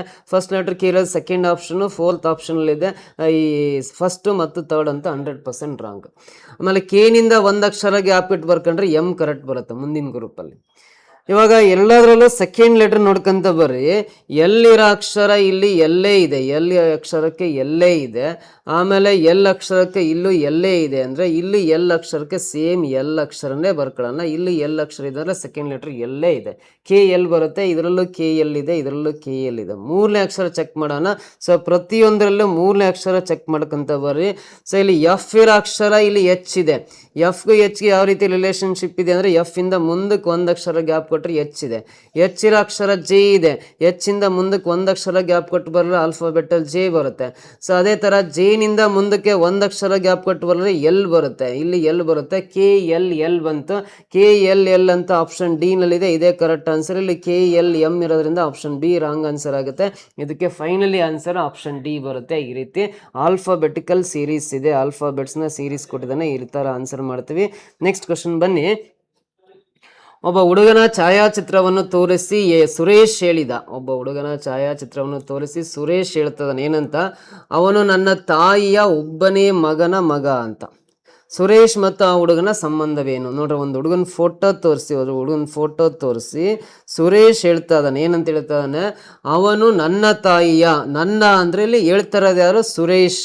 ಹೇಳ್ತಾರದು ಯಾರಲ್ಲಿ, ಸುರೇಶ್. ನನ್ನ ತಾಯಿ ಅಂದ್ರೆ ಸುರೇಶನ ತಾಯಿ, ಮೇಲ್ಗಡೆ ಬರೀತೀನಿ. ತಂದೆ ತಾಯಿಗಳೆಲ್ಲ ಮೇಲ್ ಬರಿಬೇಕು, ಮಕ್ಕಳನ್ನೆಲ್ಲ ಕೆಳ ಬರಿಬೇಕು. ನನ್ನ ತಾಯಿ, ನನ್ನ ಅಂದ್ರೆ ಸುರೇಶನ್ ತಾಯಿಯ ಒಬ್ಬನೇ ಮಗ ಅಂದ್ರೆ ಸುರೇಶನ ಆಗಿರ್ತಾನೆ. ಸುರೇಶನ್ ತಾಯಿಗೆ ಒಬ್ಬನೇ ಮಗ ಅಂದ್ರೆ ಆ ಸುರೇಶನೇ ಆಗಿರ್ತಾನೆ. ನೋಡ್ರಿ, ನನ್ನ ತಾಯಿಯ, ನನ್ನ ಅಂದ್ರೆ ಇಲ್ಲಿ ಹೇಳ್ತಾರದು ಸುರೇಶ್ ಹೇಳಿದ ಅಂತಿದೆಯಲ್ಲ, ಸುರೇಶ್ ಹೇಳ್ತಾ ಇದ್ದಾನಂದ್ರೆ ನನ್ನ ಜಾಗದಲ್ಲಿ ಸುರೇಶ್ ಬರ್ಬೇಕು. ಇಲ್ಲಿ ನನ್ನ ಜಾಗದಲ್ಲಿ ಯಾರು ಬರ್ಬೇಕು? ಸುರೇಶ್. ಸುರೇಶನ್ ತಾಯಿಗೆ ಒಬ್ಬನೇ ಮಗ ಅಂದ್ರೆ ಅವನೇ ಸುರೇಶನ ಆಗಿರ್ತಾನೆ. ನಿಮ್ಮ ತಾಯಿಗೆ ನೀವು ಒಬ್ಬನೇ ಮಗ ಅಂದ್ರೆ ನೀವೇ ಆಗಿರ್ತೀರಲ್ಲ, ಅದೇ ತರ ಸುರೇಶನ್ ತಾಯಿಯ ಒಬ್ಬನೇ ಮಗ ಅಂದ್ರೆ ಸುರೇಶನ್ಗೆ ಆಗಿರ್ತೀರ. ಸೊ ಒಬ್ಬನೇ ಮಗನ ಮಗ ನೋಡ್ರಿ, ಅಂದ್ರೆ ಈ ಸುರೇಶನ್ ಮಗನೇ ಆ ಫೋಟೋ ಅಂತ. ಒಬ್ಬನೇ ಮಗನ ಮಗ ಅಂದ್ರೆ ಸುರೇಶನ್ ತಾಯಿಯ ಒಬ್ಬನೇ ಮಗ ಅಂದ್ರೆ ಸುರೇಶ್ನ ಆಗಿರ್ತಾನೆ, ಅವನ ಮಗ ಆ ಫೋಟೋದಲ್ಲಿರೋ ಹುಡುಗ ಆಗಿರ್ತಾನೆ.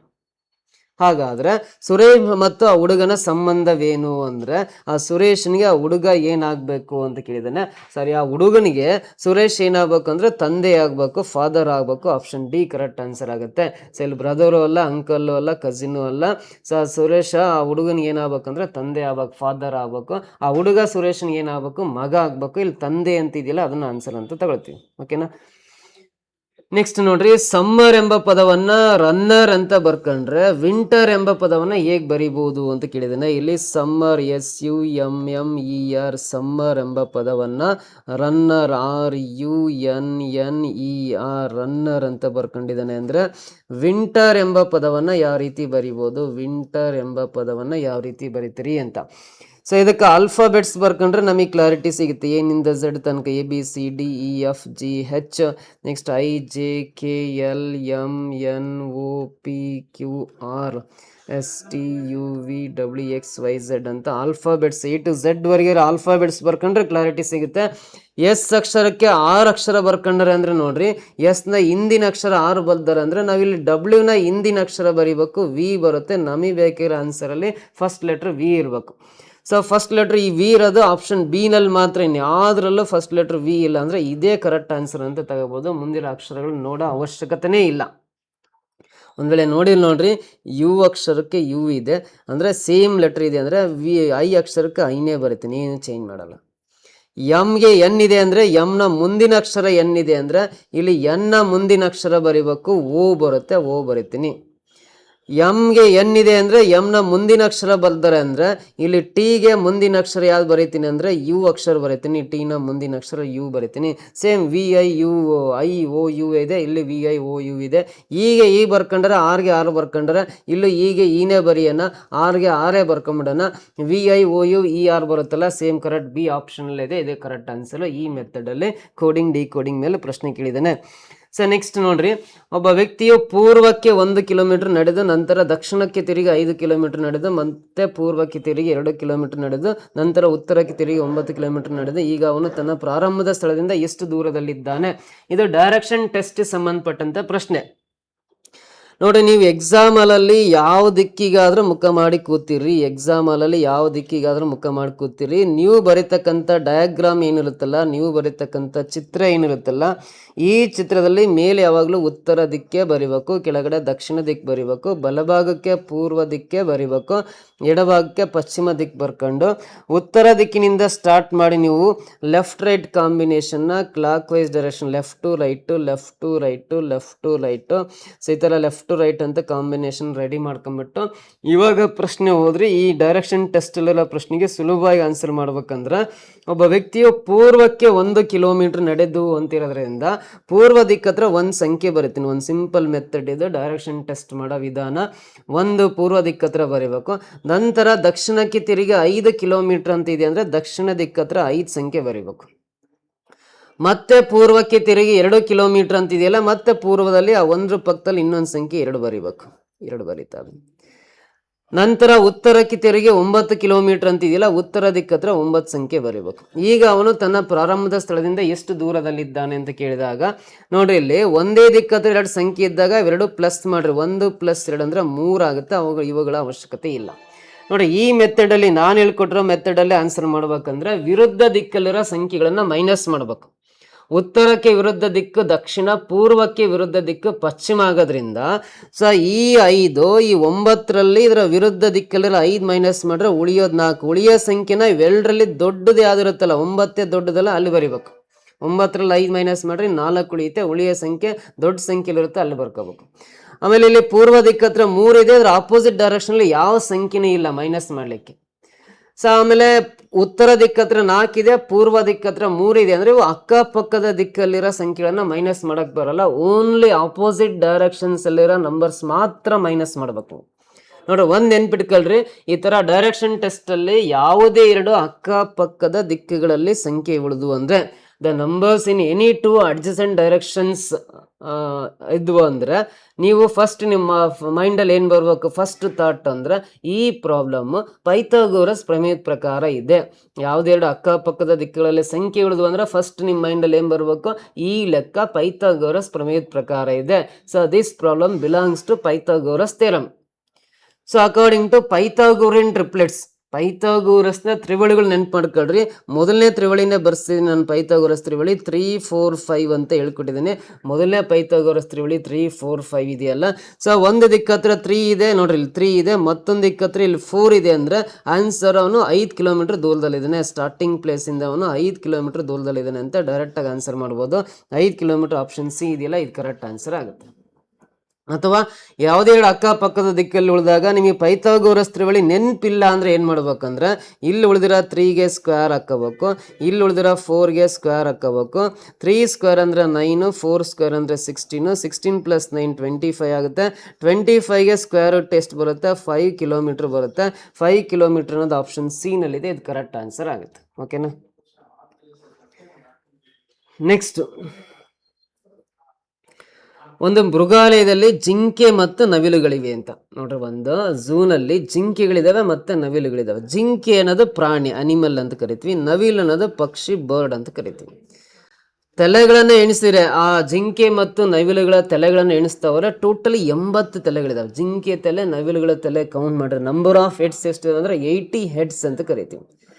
ಆಮೇಲೆ ಅವುಗಳ ಕಾಲುಗಳ ಸಂಖ್ಯೆ, ನಂಬರ್ ಆಫ್ ಲೆಗ್ಸ್ ಕೌಂಟ್ ಮಾಡ್ತಾವಲ್ಲ. ಜಿಂಕೆ ಕಾಲುಗಳು ಮತ್ತು ನವಿಲಿನ ಕಾಲುಗಳನ್ನ ಕೌಂಟ್ ಮಾಡ್ತಾವ್ರೆ. ಟೋಟಲ್ 200 ಕಾಲುಗಳಿದಾವೆ, 200 ಲೆಗ್ಸ್ ಇದಾವೆ ಅಂತ ಕೊಟ್ಟಿದ್ದಾನೆ. ಹಾಗಾದ್ರೆ ಆ ಮೃಗಾಲಯದಲ್ಲಿ ನವಿಲುಗಳ ಸಂಖ್ಯೆ ಎಷ್ಟಿದ್ವು ಅಂತ ಕೇಳಿದ್ದಾನೆ. ನೋಡ್ರಿ, ಇಲ್ಲಿ 80 ತಲೆಗಳಿದಾವೆ ಅಂದ್ರೆ ಜಿಂಕೆ ಮತ್ತೆ ನವಿಲುಗಳು ಸೇರಿ ಟೋಟಲ್ 80 ಇದಾವಲ್ಲಿ ಅಂತ. ಜಿಂಕೆಗಳ ಸಂಖ್ಯೆ, ನವಿಲುಗಳ ಸಂಖ್ಯೆ ಕೌಂಟ್ ಮಾಡ್ರೆ 80 ಇರ್ತದೆ. 80 ತಲೆ ಇದಾವೆ ಅಂದ್ರೆ 80 ಇದಾವೆ ಅವೆರಡು ಸೇರಿ ಅಂತ.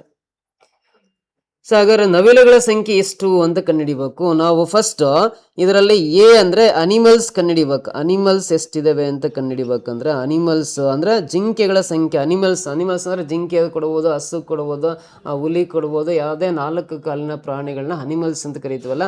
ಅನಿಮಲ್ಸ್ ಕಂಡುಹಿಡಿಬೇಕು ಫಸ್ಟ್. ಅಂದ್ರೆ ಈ ಕಾಲುಗಳ ಸಂಖ್ಯೆ ಎಷ್ಟು ಕೊಟ್ಟಿರ್ತಾನಲ್ಲ, 200, ನಂಬರ್ ಆಫ್ ಲೆಗ್ಸ್ 200 ಇದೆಯಲ್ಲ, ಅದನ್ನ ಡಿವೈಡ್ ಬೈ 2 ಮಾಡ್ಕೊಂಡು ಸೊ ಅದರಲ್ಲಿ ಈ ತಲೆಗಳ ಸಂಖ್ಯೆ 80 ಇದಾವಲ್ಲ, ಅವನ್ನ ಮೈನಸ್ ಮಾಡ್ಕೋಬೇಕು.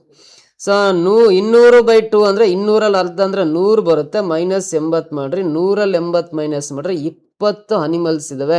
ಅನಿಮಲ್ಸ್ ಅಂದ್ರೆ ಅಲ್ಲಿ ಜಿಂಕೆ ಅಂತ ಕೊಟ್ಟಿರೋದ್ರಿಂದ ಆ ಮೃಗಾಲಯದಲ್ಲಿ ಜಿಂಕೆಗಳ ಸಂಖ್ಯೆ 20 ಇದಾವೆ ಅಂತ ಗೊತ್ತಾಯ್ತು. ಬಟ್ ನಮಗೆ ಬರ್ಡ್ಸ್ ಬೇಕು. ಬರ್ಡ್ ಅಂದ್ರೆ ಹೆಸರು ನವಿಲ್ ಕೊಟ್ಟಿದ್ದಾನಲ್ಲ. ಟೋಟಲಿ 80 ತಲೆಗಳಿದಾವೆ ಅಂದ್ರೆ ನಂಬರ್ ಆಫ್ ಹೆಡ್ಸ್ ಅಲ್ಲಿ 80ರಲ್ಲಿ ಈ ಅನಿಮಲ್ ಸಂಖ್ಯೆ 20ನ್ನ ಮೈನಸ್ ಮಾಡಿದ್ರೆ 60 ನವಿಲುಗಳಿದಾವೆ ಅಲ್ಲಿ ಅಂತ. 60 ನವಿಲುಗಳಿದಾವೆ ಅಂತ. ನವಿಲುಗಳ ಸಂಖ್ಯೆ ಕೇಳಿದಾನೆ, 60 ಇದಾವೆ. ಆಪ್ಷನ್ ಡಿ ಕರೆಕ್ಟ್ ಆನ್ಸರ್ ಆಗುತ್ತೆ. 6×4 24, 240, 24 80 ಅಂದ್ರೆ 320. ಸಾರಿ, 24 80, 120, 80, 200 ಲೆಗ್ಸ್ ಕರೆಕ್ಟ್ ಆಗ್ತವೆ. ಈ ರೀತಿ ಸಿಂಪಲ್ ಆಗಿ ಬಿಡಿಸ್ಬೋದು ನೋಡ್ರಿ. ಸೊ ಅನಿಮಲ್ಸ್ ಬೇಕಂದ್ರೆ ಟೋಟಲ್ ನಂಬರ್ ಆಫ್ ಲೆಗ್ಸ್ ನ ಡಿವೈಡ್ ಬೈ 2 ಮಾಡ್ಕೊಂಡು ತಲೆಗಳ ಸಂಖ್ಯೆ ಮೈನಸ್ ಮಾಡ್ಕೊಂಡ್ರೆ ನಂಬರ್ ಆಫ್ ಅನಿಮಲ್ಸ್ ಅಂದ್ರೆ ಇಲ್ಲಿ ಜಿಂಕೆ ಅನಿಮಲ್ ಎಷ್ಟು ಜಿಂಕೆಗಳಿದಾವೆ ಅಂತ ಗೊತ್ತಾಗುತ್ತೆ. 80 ತಲೆಗಳಿದಾವೆ ಅಂದ್ರೆ ಜಿಂಕೆ ನವಿಲು ಸೇರಿ 80 ಇರ್ತವೆ. ಅದರಲ್ಲಿ 20 ಜಿಂಕೆಗಳು ಅಂತ ಗೊತ್ತಾಯ್ತಲ್ಲ. 80ರಲ್ಲಿ 20 ಜಿಂಕೆ ಮೈನಸ್ ಮಾಡಿದ್ರೆ ಉಳಿದಿರೋ 60 ನವಿಲುಗಳು ಇರ್ತವೆ ಅಂತ ಅರ್ಥ. ಆಪ್ಷನ್ ಡಿ ನಲ್ಲಿ ಇರುತ್ತೆ ಕರೆಕ್ಟ್ ಆನ್ಸರ್. ಈ ರೀತಿ ಸಿಂಪಲ್ ಆಗಿ ಲೆಕ್ಕವನ್ನ ಬಿಡಿಸ್ತೀವಿ. ಸೊ ನೆಕ್ಸ್ಟ್ ಕ್ವಶನ್ ಬನ್ನಿ. ಒಂದು ಒಲಿಂಪಿಯಾಡ್ ಪರೀಕ್ಷೆಯಲ್ಲಿ 4800 ವಿದ್ಯಾರ್ಥಿಗಳಲ್ಲಿ 55% ವಿದ್ಯಾರ್ಥಿಗಳು ಉತ್ತೀರ್ಣರಾಗಿದ್ದಾರೆ. ಪರೀಕ್ಷೆಯಲ್ಲಿ ಉತ್ತೀರ್ಣರಾದ ವಿದ್ಯಾರ್ಥಿಗಳ ಸಂಖ್ಯೆ ಅಂತ. ಟೋಟಲಿ ಒಂದು ಒಲಿಂಪಿಯಾಡ್ ಎಕ್ಸಾಮ್ ಅಲ್ಲಿ ಅಟೆಂಡ್ ಆದರೂ 4800 ಸ್ಟೂಡೆಂಟ್ಸ್. ಅಲ್ಲಿ ಪಾಸ್ ಆದರೂ 55% ಹಿಡಿದಾನೆ. 55% ಅಂದ್ರೆ 100ಕ್ಕೆ 55 ಜನ ಪಾಸ್ ಆಗಿದ್ದಾರೆ ಅಂದ್ರೆ 4800 ಜನಕ್ಕೆ ಎಷ್ಟು ಪಾಸ್ ಆಗಿದ್ದಾರೆ ಅಂತ ಕಂಡುಹಿಡಿಬೇಕು. 100ಕ್ಕೆ 55 ಆದರೆ 4800ಕ್ಕೆ ಎಷ್ಟು ಅಂತ. ಇಲ್ಲಿ 2 0 2 0 ಕ್ಯಾನ್ಸಲ್ ಆಗುತ್ತೆ. 2 0 2 0 ಕ್ಯಾನ್ಸಲ್ ಆಗುತ್ತೆ. 48 ಇಂಟು 55 ಗುಣಾಕಾರ ಮಾಡ್ರಿ. 48 5 240ಕ್ಕೆ 0 ದಶಕ 24 ಇರುತ್ತೆ. ಮತ್ತೆ 48 5 ಗುಣಾಕಾರ ಮಾಡ್ರಿ. 240 ಪ್ಲಸ್ 24 ಕೂಡಿದಾಗ 264 ಬರುತ್ತಲ್ಲ. 2640 ಸ್ಟೂಡೆಂಟ್ಸ್ ಅಲ್ಲಿ ಪಾಸ್ ಆಗಿದ್ದಾರೆ ಅಂತ 2640 ಇದೆ ನೋಡ್ರಿ, option B. This is the correct answer. Pass ಆದ ವಿದ್ಯಾರ್ಥಿಗಳ ಸಂಖ್ಯೆ 2640 ಇದೆ. ಓಕೆನಾ. ಸೊ ನೆಕ್ಸ್ಟ್ ಪ್ರಶ್ನೆ, ಸೀಲಿಂಗ್ ಫ್ಯಾನ್ನ ನಿಗದಿತ ಬೆಲೆ 4200 ಆಗಿದ್ದು ಅಂಗಡಿಯವನು ಅದರ ಮೇಲೆ 5% ರಿಯಾಯಿತಿಯನ್ನು ನೀಡುತ್ತಾನೆ. ಒಂದು ಸೀಲಿಂಗ್ ಫ್ಯಾನ್ನ ನಿಗದಿತ ಬೆಲೆ ಅಂತ ಕೊಟ್ಟಿದ್ದಾರೆ. ನಿಗದಿತ ಬೆಲೆ ಅಂದರೆ ಇದು ಮಾರ್ಕ್ಡ್ ಪ್ರೈಸ್, ನಮೂದಿತ ಬೆಲೆ ಅಂತಲೂ ಕರಿತೀವಿ. ನಮೂದಿತ ಬೆಲೆ ಅಂತ ತಗೋಬೇಕು. ಸೊ ಮಾರ್ಕ್ಡ್ ಪ್ರೈಸ್ ನೋಡ್ರಿ, ಒಂದು ಸೀಲಿಂಗ್ ಫ್ಯಾನ್ ಮೇಲೆ MRP ಹಾಕಿರ್ತಾರಲ್ಲ, ಮಾರ್ಕ್ಡ್ ಪ್ರೈಸ್ ಅಂತ ಕರಿತೀವಲ್ಲ, MRP 4200 ರೂಪಾಯಿ ಹಾಕಿದ್ದಾರೆ. ಅಂಗಡಿಯವನು ಅದಕ್ಕೆ 5% ರಿಯಾಯಿತಿ ಕೊಡ್ತಾನೆ, 5% ಡಿಸ್ಕೌಂಟ್ ಕೊಟ್ಟು ಮಾರ್ತಾ ಇದ್ದಾನೆ ಅಂತ. 4200 ರೂಪಾಯಿ MRP ಇರುತ್ತೆ, 5% ಡಿಸ್ಕೌಂಟ್ ಕೊಟ್ಟು ಸೇಲ್ ಮಾಡ್ತಾನೆ. 5% ಅಂದರೆ 100ಕ್ಕೆ 5 ರೂಪಾಯಿ ಡಿಸ್ಕೌಂಟ್ ಕೊಟ್ಟರೆ 4200ಕ್ಕೆ ಎಷ್ಟು ಡಿಸ್ಕೌಂಟ್ ಕೊಟ್ಟ ಅಂತ ಕಂಡುಹಿಡಿಬೇಕಂದ್ರೆ ಇವೆರಡು 0 ಬಿಟ್ಟು 42 ಇಂಟು 5 ಗುಣಾಕಾರ ಮಾಡ್ರಿ, 210 ಬರುತ್ತೆ. 42 ಇಂಟು 5 ಗುಣಿಸ್ರಿ 210 ರೂಪಾಯಿ ಡಿಸ್ಕೌಂಟ್ ಬಿಡ್ತಾನೆ ಅಂತ. 4200ಕ್ಕೆ 5% ಅಂದ್ರೆ 42 ಇಂಟು 5 ಗುಣಿಸ್ರಿ 210 ರೂಪಾಯಿ ಡಿಸ್ಕೌಂಟ್ ಸಿಗುತ್ತೆ.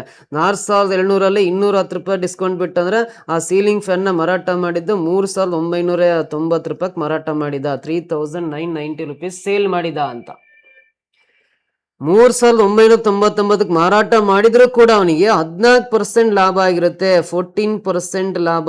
3990 ರೂಪಾಯಿಗೆ ಮಾರಿದಾಗ ಅಂಗಡಿಯವನಿಗೆ 14% ಲಾಭ ಆಗಿರುತ್ತೆ. ಅಂದ್ರೆ ಆ ಫ್ಯಾನ್ನ ಕೊಳ್ಳುವ ಬೆಲೆ, cost price of the fan ಎಷ್ಟು ಅಂತ ಕಂಡುಹಿಡಿಬೇಕು. ನೋಡಿ, 14% ಲಾಭ ಆಗಿದೆ ಅಂದ್ರೆ 14% ಲಾಭ ಅಂದ್ರೆ 100ಕ್ಕೆ 14 ಕೂಡ್ರಿ, 114% ಅಮೌಂಟ್. ಆ ಸೀಲಿಂಗ್ ಫ್ಯಾನ್ 114% ಅಮೌಂಟ್ ಅಂದ್ರೆ 3990 ರೂಪಾಯಿ ಆಗುತ್ತೆ. 14% ಲಾಭ ಅಂದ್ರೆ 100ಕ್ಕೆ 14 ಕೂಡ್ರಿ, 114% ಅಮೌಂಟ್ ಅಂದ್ರೆ 3990 ರೂಪಾಯಿ. ಆದ್ರೆ ಅದರ ಕಾಸ್ಟ್ ಪ್ರೈಸ್ ಕೊಂಡ ಬೆಲೆ ಕಂಡುಹಿಡಿಬೇಕಂದ್ರೆ 100% ಅಮೌಂಟ್ ಎಷ್ಟಾಗುತ್ತಾ ಅದೇ ಅದರ ಕೊಂಡ ಬೆಲೆ ಆಗಿರುತ್ತೆ. ಈ ರೀತಿ ಯಾಕಂದ್ರೆ ಸಿಂಪಲ್ ಆಗಿ ಬಿಡಿಸ್ಬೋದು. ಇಲ್ಲಿರೋ ಪರ್ಸೆಂಟೇಜ್ ಕ್ಯಾನ್ಸಲ್ ಆಗುತ್ತೆ. ಇದು 19 ಮಗಿಯಿಂದ 19 6 114, 19 2 38, 1 ಉಳಿಯುತ್ತೆ, 19 1 19, 0 ಪಕ್ಕ ಬರೀತೀನಿ. ಆಮೇಲೆ ಇದು 6 1 6, 6 3 18 ಕ್ಯಾನ್ಸಲ್ ಆಗಿ ಇನ್ನೂ 3 ಉಳಿಯುತ್ತೆ, 30 ಆಗುತ್ತೆ. 6 5 30 ಕ್ಯಾನ್ಸಲ್ ಆಗುತ್ತೆ. 35 ಇಂಟು 100 ಗುಣಾಕಾರ ಮಾಡ್ರಿ, 3500 ರೂಪಾಯಿ ಅನ್ನೋದು ಆ ಸೀಲಿಂಗ್ ಫ್ಯಾನ್ನ ಕೊಂಡ ಬೆಲೆ ಆಗಿರುತ್ತೆ. ಆ ಸೀಲಿಂಗ್ ಫ್ಯಾನನ್ನು 3500 ರೂಪಾಯಿಗೆ ಅವನ ಅಂಗಡಿಯವನು ಕೊಂಡ್ಕೊಂಡಿರ್ತಾನೆ. 3500 ರೂಪಾಯಿ ಕೊಂಡ್ಕೊಂಡು 4200 ರೂಪಾಯಿ MRP ಹಾಕಿ 5% ಡಿಸ್ಕೌಂಟ್ ಕೊಟ್ಟು 3990 ರೂಪಾಯಿಗೆ ಮಾರಿ 14% ಲಾಭ ಗಳಿಸಿರ್ತಾನೆ ಅವನು ಅಂತ. ಹಾಗಾದ್ರೆ ಆ ಸೀಲಿಂಗ್ ಫ್ಯಾನ್ನ ಕೊಂಡ ಬೆಲೆ 3500 ರೂಪಾಯಿ. ಆಪ್ಷನ್ ಏನಲ್ಲಿದೆ ನೋಡ್ರಿ, ಇದು ಕರೆಕ್ಟ್ ಆನ್ಸರ್ ಆಗುತ್ತೆ. ಓಕೆನಾ. ಸರ್ ನೆಕ್ಸ್ಟ್ ಕ್ವಶನ್ ಬನ್ನಿ, ಮುಂದಿನ ಪ್ರಶ್ನೆ. 2032ರ ಕ್ಯಾಲೆಂಡರ್ನಂತೆ ಯಾವ ವರ್ಷದ ಕ್ಯಾಲೆಂಡರ್ ಇದೆ ಅಂತ ಇದೆ. 2032 ತರ ನೆಕ್ಸ್ಟ್ ಯಾವ ವರ್ಷದ ಕ್ಯಾಲೆಂಡರ್ ಇರುತ್ತೆ ಅಂತ ಕೇಳಿದ್ದಾನೆ. ಸೊ 2032 ತರ ಕ್ಯಾಲೆಂಡರ್ ತರ ಯಾವ ವರ್ಷದ ಕ್ಯಾಲೆಂಡರ್ ಇರುತ್ತೆ ಅಂದ್ರೆ ನೋಡಿ, ಇಲ್ಲಿ 2032ರಲ್ಲಿ ಕೊನೆ 2 ಅಂಕೆ 32 ಇದೆಯಲ್ಲ, ಈ ಲಾಸ್ಟ್ 2 ಡಿಜಿಟ್ಸ್ 32ನ 4ರಿಂದ ಭಾಗಿಸ್ರಿ, 4 8 32, ಶೇಷ 0 ಬರುತ್ತೆ. ಯಾವುದೇ ವರ್ಷದ ಕೊನೆಯ 2 ಅಂಕೆಗಳನ್ನು 4ರಿಂದ ಭಾಗಿಸಿದಾಗ ಶೇಷ 0 ಬಂತು, ರಿಮೈಂಡರ್ 0 ಬಂತು ಅಂದ್ರೆ ಈ 2032 ಏನು ಕೊಟ್ಟಿದಾರಲ್ಲ, 2032ಗೆ ಏನು ಕೊಟ್ಟಿದಾರಲ್ಲ, ಸೊ ಇದಕ್ಕೆ +28 ಮಾಡ್ಕೊಂಡ್ರೆ ಇದೇ ಥರದ ನೆಕ್ಸ್ಟ್ ಸಿಮಿಲರ್ ಇಯರ್ ಸಿಗುತ್ತೆ, 2060 ಇರುತ್ತೆ ಅಂತ. ಅಥವಾ 2032ಕ್ಕೆ ಶೇಷ 0 ಬಂತಂದ್ರೆ -28 ಮಾಡ್ಕೊಡ್ರಿ, 32ರ 28 ಕಳೆದ್ರೆ ಎಷ್ಟು ಬರುತ್ತೆ, 2004 ಬರುತ್ತೆ. ನೋಡ್ರಿ, 2032 ಕ್ಯಾಲೆಂಡರ್ನಂತೆ ಮುಂದೆ ಆದರೆ 2060 ಇರುತ್ತೆ, ಹಿಂದಿಂದಾದ್ರೆ 2004 ಇರುತ್ತೆ. ಬಟ್ ಇಲ್ಲಿ 2004 ಮುಂದಿಂದಿದೆ 2060 ಇದೆಯಲ್ಲ, ಇದನ್ನೇ ಆನ್ಸರ್ ತಗೋಬೇಕು. ನೋಡ್ರಿ, ವರ್ಷದ ಕೊನೆಯ 2 ಅಂಕೆಗಳನ್ನ 4ರಿಂದ ಭಾಗಿಸ್ಬೇಕು. 4ರಿಂದ ಭಾಗಿಸಿದಾಗ ಶೇಷ 0 ಬಂತು ಅಂದ್ರೆ ಮುಂದಿನ ಬೇಕಂದ್ರೆ +28, ಹಿಂದಿನ ಸಿಂಗ್ಯುಲರ್ ಇಯರ್ ಬೇಕಂದ್ರೆ -28 ಮಾಡ್ಕೊಳ್ರಿ. ಸೊ 2032ನಂತೆ ಯಾವ ವರ್ಷದ ಕ್ಯಾಲೆಂಡರ್ ಇರುತ್ತೆ, 2060 ಇರುತ್ತೆ ನೆಕ್ಸ್ಟ್ ಅಂತ. ಅಥವಾ ಹಿಂದೆ ಯಾವ ವರ್ಷದ ಇರುತ್ತೆ ಅಂತ ಆದರೆ 2004 ಇರುತ್ತೆ. ಬಟ್ ಇಲ್ಲಿ 2060 ಮಾತ್ರ ಇದೆ ಆಪ್ಷನಲ್ಲಿ, ಇದೇ ಕರೆಕ್ಟ್ ಆನ್ಸರ್ ಅಂತ ತಗೊಂತೀವಿ. ಓಕೆನಾ. ಸೊ ನೆಕ್ಸ್ಟ್ ಕ್ವಶನ್ ಬರೋಣ, ಮುಂದಿನ ಪ್ರಶ್ನೆ. ಗಡಿಯಾರದ ಮುಳ್ಳುಗಳು ದಿನಕ್ಕೆ ಎಷ್ಟು ಬಾರಿ ಲಂಬಕೋನವನ್ನು ಉಂಟು ಮಾಡುತ್ತವೆ ಅಂತಿದೆ. ಗಡಿಯಾರದ ಮುಳ್ಳುಗಳು, ಒಂದು ಗಡಿಯಾರ ಬರ್ಕೊಂಡಿದೀವಿ ಅಂದ್ರೆ ನೋಡ್ರಿ, ಗಡಿಯಾರದ ಮುಳ್ಳುಗಳು ದಿನಕ್ಕೆ ಎಷ್ಟು ಬಾರಿ ಲಂಬ ಕೋನವನ್ನ ಉಂಟು ಮಾಡುತ್ತವೆ, ದಿನಕ್ಕೆ ಎಷ್ಟು ಬಾರಿ ಲಂಬ ಕೋನವನ್ನ ಉಂಟು ಮಾಡುತ್ತವೆ ಅಂತಿದೆ. ಇದು 12, ಇದು 6, ಇದು 3 ಗಂಟೆ, ಇದು 9 ಗಂಟೆ, ಇದು 1 ಗಂಟೆ, ಇದು 1 ಗಂಟೆ, ಇದು 2 ಗಂಟೆ, ಇದು 4 ಗಂಟೆ, ಇದು 5 ಗಂಟೆ, ಇದು 7, ಇದು 8, ಇದು 10, ಇದು 11 ಬರೀತೀವಲ್ಲ. ಇಲ್ಲಿ ಲಂಬ ಕೋನ ಅಂದ ತಕ್ಷಣ ನಮಗೆ ನೆನಪಾಗ ಸ್ಟ್ಯಾಂಡರ್ಡ್ ಟೈಮಿಂಗ್ಸ್ 3 ಗಂಟೆ ಆದಾಗ ಇವೆರಡರ ನಡುವೆ ಲಂಬಕೋನ ಇರುತ್ತೆ. ಅದು ಬಿಟ್ಟರೆ ಮತ್ತು 9 ಗಂಟೆ ಆದಾಗಲೂ ಕೂಡ ಇವೆರಡು ಮುಳ್ಳುಗಳ ನಡುವೆ 9 ಗಂಟೆ ಇರುತ್ತೆ. ಅದೇ ಥರ ಒಂದು ದಿನಕ್ಕೆ ಎಷ್ಟು ಬಾರಿ ಲಂಬಕೋನ ಉಂಟು ಮಾಡ್ತವೆ ಅಂದರೆ ಬರೀ 3 ಗಂಟೆ 9 ಗಂಟೆ ಅಲ್ಲ, ಸಾಕಷ್ಟು ಸಿಗ್ತವೆ ಅಂದ್ರೆ ಲಂಬಕೋನ ಉಂಟು ಮಾಡ್ತಕ್ಕಂಥವು. ಲಂಬಕೋನ ಅಂದ್ರೆ 90 ಡಿಗ್ರಿಗೆ ನಾವು ಲಂಬಕೋನ, ರೈಟ್ ಆಂಗಲ್ಸ್ ಅಂತ ಕರಿತೀವಿ. ಒಂದಿಂದಲೇ ಎಷ್ಟು ಬಾರಿ ಲಂಬಕೋನವನ್ನು ಉಂಟು ಮಾಡ್ತವೆ ಅಂದ್ರೆ 44 ಬಾರಿ ಲಂಬಕೋನವನ್ನು ಉಂಟು ಮಾಡ್ತವೆ. Option B correct. ಇದು ಸ್ಟ್ಯಾಂಡರ್ಡ್ ಕ್ವಶನ್, ನೆನ್ಪಿಟ್ಕೊಳ್ರಿ.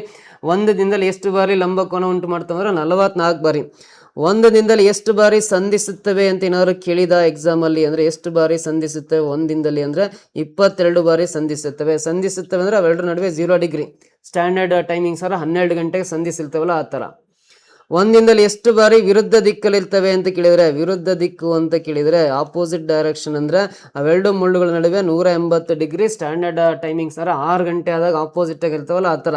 ಎಷ್ಟು ಬಾರಿ ವಿರುದ್ಧ ದಿಕ್ಕಲ್ಲಿ ಇರ್ತಾವ ಅಂದ್ರೆ 22 ಬಾರಿ ವಿರುದ್ಧ ದಿಕ್ಕಲ್ಲಿ ಇರ್ತಾವ ನೋಡಿ. ಸಂಧಿಸಿದವು ಒಂದಿನದಲ್ಲಿ 22 ಬಾರಿ, ವಿರುದ್ಧ ದಿಕ್ಕಲ್ಲಿರೋದು ಕೂಡ 22 ಬಾರಿ. ಅವ್ರು ಎಷ್ಟು ಬಾರಿ ಲಂಬಕೋನವನ್ನು ಉಂಟು ಮಾಡ್ತವೆ ಒಂದಿನದಲ್ಲಿ ಅಂದ್ರೆ 44 ಬಾರಿ ಅಂತ ಹೇಳ್ಬೇಕು. ಆಪ್ಷನ್ ಬಿ ಕರೆಕ್ಟ್ ಆನ್ಸರ್ ಆಗುತ್ತೆ. ಓಕೆನಾ, ನೆಕ್ಸ್ಟ್ ಕ್ವಶನ್ ಬರೋಣ. ಮುಂದಿನ ಪ್ರಶ್ನೆ, ಎಲ್ಲ 2 ಅಂಕಿಯ ಬೆಸ ಸಂಖ್ಯೆಗಳ ಮೊತ್ತ ಅಂತ ಕೇಳಿದಾನೆ. 2 ಅಂಕಿಯ ಬೆಸ ಸಂಖ್ಯೆಗಳು ಎಷ್ಟಿದಾವ ಅವೆಲ್ಲಾ ಬೆಸ ಸಂಖ್ಯೆಗಳ ಮೊತ್ತ ಕಂಡುಹಿಡಿಬೇಕು. 2 ಅಂಕಿಯ ಮೊದಲನೇ ಬೆಸ ಸಂಖ್ಯೆ ಅಂದ್ರೆ 11, ನೆಕ್ಸ್ಟ್ 13, ನೆಕ್ಸ್ಟ್ 15, ನೆಕ್ಸ್ಟ್ 17, ಆಮೇಲೆ 19, ಆಮೇಲೆ 21 ಅಂಡ್ ಸೊ ಆನ್ ಹಿಂಗೆ ಬರ್ಕೊಂತವ್ರೆ. 2 ಅಂಕಿಯ ಕೊನೆ ಬೆಸ ಸಂಖ್ಯೆ ಅಂದ್ರೆ 99. ಸೊ ನೋಡ್ರಿ, 2 ಅಂಕಿಯ ಬೆಸ ಸಂಖ್ಯೆಗಳ ಮೊತ್ತ ಕಂಡುಹಿಡಿಬೇಕಂದ್ರೆ 11, 13, 15, 17, 19 ಅಪ್ ಟು 99 ತನಕ ಎಲ್ಲಾ ಬೆಸ ಸಂಖ್ಯೆಗಳ ಆಡ್ ನಂಬರ್ಸ್ ನ ಬರ್ಕೊಂಡು ಕೂಡಿದ್ರೆ 2 ಅಂಕಿಯ ಒಟ್ಟು ಬೆಸ ಸಂಖ್ಯೆಗಳ ಮೊತ್ತ ಎಷ್ಟು ಅಂತ ಕಂಡುಹಿಡಿಬಹುದು ಅಂದ್ರೆ ನೋಡ್ರಿ, 1, 3, 5, 7, 9 ಇವು ಬೆಸ ಸಂಖ್ಯೆಗಳೇ. 1 ರಿಂದ 100 ತನಕ ಟೋಟಲಿ 50 ಬೆಸ ಸಂಖ್ಯೆಗಳಿರ್ತಾವ. 50 ಬೆಸ ಸಂಖ್ಯೆಗಳಿರ್ತವೆ. 1 ರಿಂದ 100 ತನಕ 50 ಸಮ ಸಂಖ್ಯೆಗಳಿರ್ತಾವ. 50 ಬೆಸ ಸಂಖ್ಯೆಗಳು, 50 ಸಮ ಸಂಖ್ಯೆಗಳು. ಸೊ ಇಲ್ಲೂ ಕೂಡ 1 ರಿಂದ 100 ತನಕ 50 ಬೆಸ ಸಂಖ್ಯೆಗಳಿರ್ತಾವಲ್ಲ, ಅದರಲ್ಲಿ ಈ 1, 3, 5, 7, 9 ಈ 5 ಬೆಸ ಸಂಖ್ಯೆಗಳನ್ನ ಮೈನಸ್ ಮಾಡ್ರಿ. 50ರಲ್ಲಿ 5 ಮೈನಸ್ ಮಾಡಿದ್ರೆ ಇನ್ನು 45 ಬೆಸ ಸಂಖ್ಯೆಗಳಿರ್ತವೆ. 2 ಅಂಕಿಯ ಬೆಸ ಸಂಖ್ಯೆಗಳು ಎಷ್ಟಿರ್ತವೆ ಅಂದ್ರೆ 45 ಬೆಸ ಸಂಖ್ಯೆಗಳಿರ್ತವೆ. ನೋಡಿ, 2 ಅಂಕಿಯ ಬೆಸ ಸಂಖ್ಯೆಗಳು ಎಷ್ಟಿದಾವೆ ಅಂದ್ರೆ 45 ಇರ್ತಾವೆ. 2 ಡಿಜಿಟ್ ಆಡ್ ನಂಬರ್ಸ್ 45 ಇರ್ತಾವ. ಅಂದ್ರೆ ಅವೆಲ್ಲ ಕೌಂಟ್ ಮಾಡ್ತಾವ್ರ 1, 2, 3, 4, 5, 6 ಅಂತ ಹಿಂಗೆ ಕೌಂಟ್ ಮಾಡ್ತಾವ್ರ. 99ರವರೆಗೂ ಟೋಟಲಿ 45 ಬೆಸ ಸಂಖ್ಯೆ ಸಿಗ್ತಾವ. ಈ 45 ಬೆಸ ಸಂಖ್ಯೆಗಳ ಮೊತ್ತ ಎಷ್ಟು ಅಂತ ಕಂಡುಹಿಡಿಬೇಕಂದ್ರೆ ವೆರಿ ಸಿಂಪಲ್. ಟೋಟಲಿ ಬೆಸ ಸಂಖ್ಯೆಗಳು ಎಷ್ಟಿದಾವೆ 45 ಇದಾವಲ್ಲ, 45 ಬರ್ಕೋಬೇಕು. ಅದರಲ್ಲಿ ಮೊದಲನೇ ಬೆಸ ಸಂಖ್ಯೆ 11 ಪ್ಲಸ್ ಕೊನೆ ಬೆಸ ಸಂಖ್ಯೆ 99. ಫಸ್ಟ್ ಆಡ್ ನಂಬರು ಮತ್ತೆ ಲಾಸ್ಟ್ ಆಡ್ ನಂಬರ್ನ ಕೂಡಿಬಿಟ್ಟು ಡಿವೈಡ್ ಬೈ 2 ಮಾಡ್ಕೊಂಡು ಸಿಂಪ್ಲಿಫೈ ಮಾಡಿದ್ರೆ ಆ ಎಲ್ಲಾ ಬೆಸ ಸಂಖ್ಯೆಗಳ ಮೊತ್ತ ಎಷ್ಟು ಅಂತ ನಮಗೆ ಈಸಿಯಾಗಿ ಸಿಗುತ್ತೆ. ಈ 45 ಆಗೇ ಇರಲಿ, ಈ 99 ಪ್ಲಸ್ 11 ಕೂಡ್ರೆ 110 ಆಗುತ್ತೆ. Divide by 2 2ರಿಂದ ಬಾಕ್ಸ್ರಿ. 2 5 10 ಮತ್ತು 1 ಉಳಿಯುತ್ತೆ, ಮತ್ತೆ 2 5 10 ಕ್ಯಾನ್ಸಲ್ ಆಗುತ್ತೆ. 110 ಡಿವೈಡ್ ಬೈ 2 ಅಂದ್ರೆ 55 ಬರುತ್ತೆ. ಸೊ 55 ಇಂಟು 5 225 ಆಗುತ್ತೆ, ಅಲ್ಲ 275 ಆಗುತ್ತೆ. ಇನ್ನು 27 ದಶಕ ಉಳಿಯುತ್ತೆ. 55 4 220 ಪ್ಲಸ್ 27 ಅಂದ್ರೆ 247 ಆಗುತ್ತೆ. 2475 ಬರುತ್ತೆ. 55 ಇಂಟು 45 ಗುಣಿಸಿದ್ರೆ 2475 ಬರುತ್ತೆ. ಆಪ್ಷನ್ ಎ ಇದೆಯಲ್ಲ, ಇದು ಕರೆಕ್ಟ್ ಆನ್ಸರ್ ಆಗುತ್ತೆ. This is the right answer ಅಂತ ಕರಿತೀವಿ. ಕ್ಲಿಯರ್ ಅರ್ಥ ಆಯ್ತಾ? ಸೊ ಈ ರೀತಿ ಈ ಕ್ವಶನ್ಗೆ ಈಸಿಯಾಗಿ ನಾವು ಆನ್ಸರ್ ಕಂಡುಹಿಡಿಬಹುದು. ನೆಕ್ಸ್ಟ್ ಪ್ರಶ್ನೆ ಬರೋಣ. 2 ಧನಾತ್ಮಕ ಪೂರ್ಣಾಂಕಗಳ ಗುಣಲಬ್ಧ 420 ಪೂರ್ಣಾಂಕಗಳು ಯಾವ್ಯಾವು ಅಂತಿದೆ. 2 ಧನಾತ್ಮಕ ಪೂರ್ಣಾಂಕಗಳ ಗುಣಲಬ್ಧ 420. ಆ ಪೂರ್ಣಾಂಕಗಳು ಯಾವ್ಯಾವು ಅಂದ್ರೆ 2 ಸಂಖ್ಯೆಗಳನ್ನ ಗುಣಿಸಿದ್ರೆ 420 ಬರುತ್ತೆ.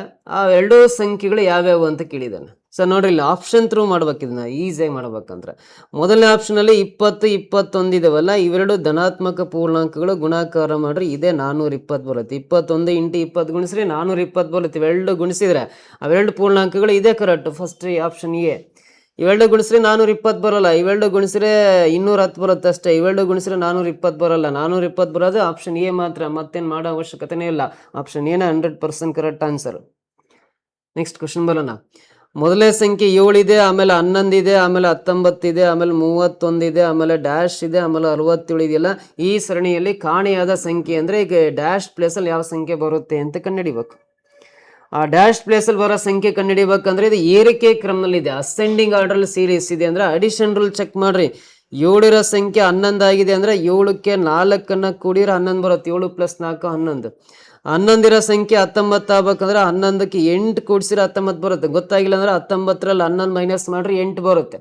11ರಲ್ಲಿ 7 ಮೈನಸ್ ಮಾಡ್ರಿ ಇಲ್ಲಿ 4 ಬರುತ್ತೆ. ಆಮೇಲೆ ಇಲ್ಲಿ 31ರಲ್ಲಿ 19 ಮೈನಸ್ ಮಾಡ್ರಿ 12 ಬರುತ್ತೆ. 19 + 12 ಅಂದ್ರೆ ಮುಂದಿನ ಸಂಖ್ಯೆ 31. ಈ 4, 8, 12 ಇದಾವಲ್ಲ, 4ರ ಮಗ್ಗಿಲ್ ಬರೋ ಸಂಖ್ಯೆಗಳು. 4 1 4, 4 2 8, 4 3 12. ನೆಕ್ಸ್ಟ್ ಏನು ಬರುತ್ತೆ ಅಂದ್ರೆ 4 4 16 ಕೂಡಬೇಕು. ನೆಕ್ಸ್ಟ್ ಗ್ಯಾಪಲ್ಲಿ 4 5 20 ಅಡಿಷನ್ ಮಾಡ್ಕೋಬೇಕು ಇಲ್ಲಿ. ಸೊ ಅವಾಗ 31 + 16 ಕೂಡ್ರಿ 47 ಬರುತ್ತೆ. 47ಕ್ಕೆ 20 ಕೂಡಿದ್ರೆ ಮುಂದಿನ ಸಂಖ್ಯೆ 67 ಕರೆಕ್ಟ್ ಆಗುತ್ತೆ. ಅಂದಮೇಲೆ ಇಲ್ಲಿ ಕಾಣೆಯಾಗಿರ್ತಕ್ಕಂಥ ಸಂಖ್ಯೆ 47 ಆಪ್ಷನ್ ಸಿ ನಲ್ಲಿ ಇದೆ ನೋಡ್ರಿ, ಇದು ರೈಟ್ ಆನ್ಸರ್ ಆಗುತ್ತೆ. ಅರ್ಥ ಆಯ್ತಾ? ಸೊ ನೆಕ್ಸ್ಟ್ ಕ್ವಶನ್ ಬರೋಣ. ಮುಂದಿನ ಪ್ರಶ್ನೆ, ನವನೀತ್ ಮತ್ತು ಪ್ರಭಾತ್ ಕ್ರಮವಾಗಿ 20 ಮತ್ತು 25 ದಿನಗಳಲ್ಲಿ ಒಂದು ಕೆಲಸವನ್ನು ಪೂರ್ಣಗೊಳಿಸುತ್ತಾರೆ. ಅವರು 4500 ಕೆಲಸ ಮಾಡುತ್ತಾರೆ. ಅವರ ವೇತನವನ್ನು ಹುಡುಕಿ ಅಂತಿದೆ ನೋಡ್ರಿ. ನವನೀತ್ ಒಬ್ನೇ ಒಂದು ಕೆಲಸ ಮಾಡ್ತವ್ರೆ, 20 ದಿನ ಬೇಕು. ನವನೀತ್ ಎನ್. ಪ್ರಭಾತ್ ಪಿ ಅಂದ್ರೆ ಪ್ರಭಾತ್ ಅದೇ ಕೆಲಸ ಮಾಡ್ಲಿಕ್ಕೆ 25 ದಿನ ಬೇಕು. ಇವರಿಬ್ಬರು ಸೇರಿ ಒಂದು ಕೆಲಸ ಕಂಪ್ಲೀಟ್ ಮಾಡಿ 4500 ರೂಪಾಯಿ ಅಮೌಂಟನ್ನು ಗಳಿಸ್ತಾರೆ ಅಂತ ಅರ್ಥ. ನವನೀತ್ ಒಬ್ನೇ ಆ ಕೆಲಸ ಮಾಡ್ರೆ 20 ಡೇಸ್ ಬೇಕು, ಬಟ್ ಪ್ರಭಾತ್ ಒಬ್ನೇ ಮಾಡ್ರೆ 25 ಡೇಸ್ ಬೇಕು. ಇಬ್ರು ಸೇರಿ ಆ ಕೆಲಸ ಕಂಪ್ಲೀಟ್ ಮಾಡಿ 4500 ರೂಪಾಯಿ ಅಮೌಂಟನ್ನು ತಗೊಳ್ತಾರೆ ಅಂತ. ಆ 4500ದಲ್ಲಿ ಒಬ್ಬೊಬ್ಬರಿಗೆ ಎಷ್ಟೆಷ್ಟು ಅಮೌಂಟ್ ಸಿಗುತ್ತೆ ಈಕ್ವಲ್ ಆಗಿ ಕೊಡಂಗಿಲ್ಲ. ಯಾಕಂದ್ರೆ ನಾವು ಜನರಲ್ ಆಗಿ ಡೇ ಟು ಡೇ ಲೈಫಲ್ಲಿ ಹೆಂಗಾರ ಕೆಲಸ ಮಾಡ್ರಿ ಇಬ್ಬರಿದ್ರೆ ಈಕ್ವಲ್ ಆಗಿ ಕೊಡ್ತೀವಿ, 3 ಜನ ಇದ್ರೆ 3 ಭಾಗ ಮಾಡಿ ಕರೆಕ್ಟಾಗಿ ಕೊಡ್ತೀವಿ. ಬಟ್ ಇಲ್ಲಿ ಮ್ಯಾಥಮೆಟಿಕಲಿ ಹಂಗೆ ಮಾಡಂಗಿಲ್ಲ. ಅವರ ಕೆಲಸದ ಸಾಮರ್ಥ್ಯದ ಅನುಪಾತದ ಮೇಲೆ ನಾವು ಅಮೌಂಟನ್ನು ಡಿಸ್ಟ್ರಿಬ್ಯೂಟ್ ಮಾಡಬೇಕು. ಹಾಗಾಗಿ ಫಸ್ಟ್ 20 25ಕ್ಕೆ ರೇಷ್ ಕಂಡಿಡ್ರಿ. ಇದು 5 4 20, ಇದು 5 5 25 ಬರುತ್ತೆ. ಬಟ್ 4:5 ರೇಷ್ ಪ್ರಕಾರ ಡಿಸ್ಟ್ರಿಬ್ಯೂಟ್ ಮಾಡಂಗಿಲ್ಲ. ಇದನ್ನ ಉಲ್ಟಾ ಮಾಡ್ಕೋಬೇಕು. ಎಫಿಷಿಯನ್ಸಿ, ವರ್ಕ್ ಎಫಿಷಿಯನ್ಸಿ ಬೇಕಂದ್ರೆ ಈ 4:5ನ ಉಲ್ಟಾ ಮಾಡ್ಕೊಂಡು 5:4 ರೇಷ್ ಪ್ರಕಾರ ಬಂದಿರೋ ಅಮೌಂಟನ್ನು ನಾವು ಡಿಸ್ಟ್ರಿಬ್ಯೂಟ್ ಮಾಡ್ಬೇಕು. 5:4 ರೇಷೋ ಪ್ರಕಾರ. ಅಂದರೆ ಇದು 5 + 4 ಕೂಡಿದಾಗ ಟೋಟಲ್ ರೇಷೋ 9ಕ್ಕೆ ಟೋಟಲ್ ಅಮೌಂಟು 4500 ರೂಪಾಯಿ ಕೊಟ್ಟಿದ್ದಾನಲ್ಲ. ರೇಷೋ 9ಕ್ಕೆ 4500 ಅಂದರೆ 9 5 45, 2 0 ಪಕ್ಕ ಬರ್ಕೊಂಡ್ರೆ 500 ಬರುತ್ತೆ. ಸೊ ಇವಾಗ 500 ಇಂಟು ಈ 5 ಗುಣಾಕಾರ ಮಾಡ್ರಿ. 500 ಇಂಟು 5 ಅಂದರೆ 2500 ರೂಪಾಯಿ ನವನೀತಿ ಸಿಗುತ್ತೆ ಅಮೌಂಟು ಅಂತ. ಇದು 500 ಇಂಟು ಈ ನೆಕ್ಸ್ಟ್ ರೇಷೋ 4 ಇದೆಯಲ್ಲ, 4ರಿಂದ ಗುಣಾಕಾರ ಮಾಡ್ರೆ 500 4 2000 ಬರುತ್ತಲ್ಲ. ಪ್ರಭಾತ ಸಿಗೋದು 2000 ರೂಪಾಯಿ. ಸೊ 2500 2000 ಅಂತ ಬರ್ಬೇಕು. 2500 2000 ಅಂತ ಈ ಆರ್ಡರ್ ವೈಸ್ ಇರೋದು ಆಪ್ಷನ್ ಏನಲ್ಲಿ ಮಾತ್ರ ಇದೇ ಕರೆಕ್ಟ್ ಆನ್ಸರ್. ಯಾವಾಗಲೂ ನೋಡ್ರಿ ಇಲ್ಲಿ 4:5 ಬರುತ್ತಲ್ಲ, ಈ ರೇಷೋ ಪ್ರಕಾರ ಅಮೌಂಟನ್ನು ಮಾತ್ರ ಡಿಸ್ಟ್ರಿಬ್ಯೂಟ್ ಮಾಡಂಗಿಲ್ಲ. ಅವರ ಕೆಲಸದ ದಿನಗಳ ಅನುಪಾತ, ಇದು ಕೆಲಸದ ಸಾಮರ್ಥ್ಯದ ಅನುಪಾತ ಬೇಕಂದ್ರೆ ಇದನ್ನ ರೆಸಿಪ್ರೋಕಲ್ ಆಗಿ ಬರ್ಕೋಬೇಕು. ರಿವರ್ಸ್ ಆರ್ಡರ್ ಬರ್ಕೊಂಡ್ರೆ ಸಾಮರ್ಥ್ಯದ ಅನುಪಾತ ಸಿಗುತ್ತೆ. ಈ ಸಾಮರ್ಥ್ಯದ ಅನುಪಾತದ ಪ್ರಕಾರ ಕೊಟ್ಟರು ಅಮೌಂಟನ್ನು ಡಿಸ್ಟ್ರಿಬ್ಯೂಟ್ ಮಾಡಿದ್ರೆ ಅವರ ಸಾಮರ್ಥ್ಯದ ಅನುಗುಣವಾಗಿ ಅವ್ರಿಗೆ ಅಮೌಂಟ್ ಸಿಗ್ತಾ ಹೋಗುತ್ತೆ. ನವನೀತಿಗೆ 2500, ಪ್ರಭಾತ್ಗೆ 2000 ಸಿಗುತ್ತೆ. ಫಸ್ಟ್ 2500, ಆಮೇಲೆ 2000 ಎಲ್ಲ ಆಪ್ಷನ್ ಏನಲ್ಲಿದೆ, ಇದು ಕರೆಕ್ಟ್ ಆನ್ಸರ್ ಆಗುತ್ತೆ. ಓಕೆನಾ? ನೆಕ್ಸ್ಟ್ ಪ್ರಶ್ನೆ ಬರೋಣ. ಮುಂದಿನ ಪ್ರಶ್ನೆ, ತಂದೆ ಮತ್ತು ಮಗನ ವಯಸ್ಸಿನ ಅನುಪಾತ 7:2 ಇದೆ. 5 ವರ್ಷಗಳ ಹಿಂದೆ ಅವರ ವಯಸ್ಸಿನ ಗುಣಲಬ್ಧ 150 ಆಗಿತ್ತು ಅಂತ ಇದೆ. ತಂದೆ ವಯಸ್ಸು ಎಷ್ಟು ಅಂತ ಕೇಳಿದಾನೆ. ತಂದೆ ವಯಸ್ಸು ಎಷ್ಟು ಅಂತ ಕೇಳಿದಾನೆ ಅಂದ್ರೆ ನೋಡ್ರಿ, ತಂದೆ ಮತ್ತು ಮಗನ ವಯಸ್ಸಿನ ಅನುಪಾತ 7:2 ಇದೆ. ಅಂದ್ರೆ 7 ಅನ್ನೋದು ತಂದೆಯ ಅನುಪಾತ, 2 ಅನ್ನೋದು ಮಗನ ಅನುಪಾತ. ಇಲ್ಲಿ ಕೇಳಿರೋದು ತಂದೆಯ ವಯಸ್ಸು ಕೇಳಿದಾರೆ. ಅಂದ್ರೆ ತಂದೆಯ ಅನುಪಾತ ಸ್ಟಾರ್ಟಿಂಗ್ 7 ಇದೆಯಲ್ಲ, 7ರಿಂದ ಡಿವೈಡ್ ಆಗೋ ನಂಬರ್ ಇವಿಷ್ಟರಲ್ಲಿ ಯಾವ್ದು ಹುಡುಕ್ರಿ ಡೈರೆಕ್ಟ್ ಆಗಿ ಆನ್ಸರ್ ಸಿಗುತ್ತೆ. 7 ಮಗ್ಗಿಂದ 45 ಭಾಗ ಆಗಲ್ಲ, 7 ಮಗ್ಗಿಂದ 56 ಭಾಗ ಆಗಲ್ಲ, 7 5 35, 7 ಮಗ್ಗಿಂದ 35 ಡಿವೈಡ್ ಆಗುತ್ತೆ, 7 ಮಗ್ಗಿಂದ 30 ಆಗಲ್ಲ. ಹಾಗಾಗಿ 35 ಮಾತ್ರ ಡಿವೈಡ್ ಆಗುತ್ತಲ್ಲ. ತಂದೆಯ ವಯಸ್ಸು 35 ವರ್ಷ. 100% ಕರೆಕ್ಟ್ ಆನ್ಸರ್. ಕ್ಲಿಯರಾ? ನೋಡಿ, ಇನ್ನು ಕ್ರಾಸ್ ಚೆಕ್ ಮಾಡೋದಾದ್ರೆ ಹೇಳ್ಕೊಡ್ತೇನೆ. ತಂದೆಗೆ 35 ವರ್ಷ ಅಂತ ಆಪ್ಷನ್ ಮೂಲಕ ಗೊತ್ತಾಯ್ತು. ಸೊ ನೋಡ್ರಿ, ತಂದೆ ಅನುಪಾತ 7 ಇದೆಯಲ್ಲ, 7 ಎಷ್ಟಲೆ 35 ಅಂದ್ರೆ 7 5 35 ಆಗುತ್ತೆ ಅಂದಮೇಲೆ ಇದನ್ನ 2 5 ಮಾಡ್ರಿ. 2 5 ಎಷ್ಟು ಬರುತ್ತೆ ಅಂದ್ರೆ 10 ಬರುತ್ತಲ್ಲ. ಮಗನಿಗೆ 10 ವರ್ಷ ಅಂತ. ನೋಡ್ರಿ, ತಂದೆಗೆ ಈಗ 35 ವರ್ಷ, ಮಗನಿಗೆ 10 ವರ್ಷ ಅಂತ.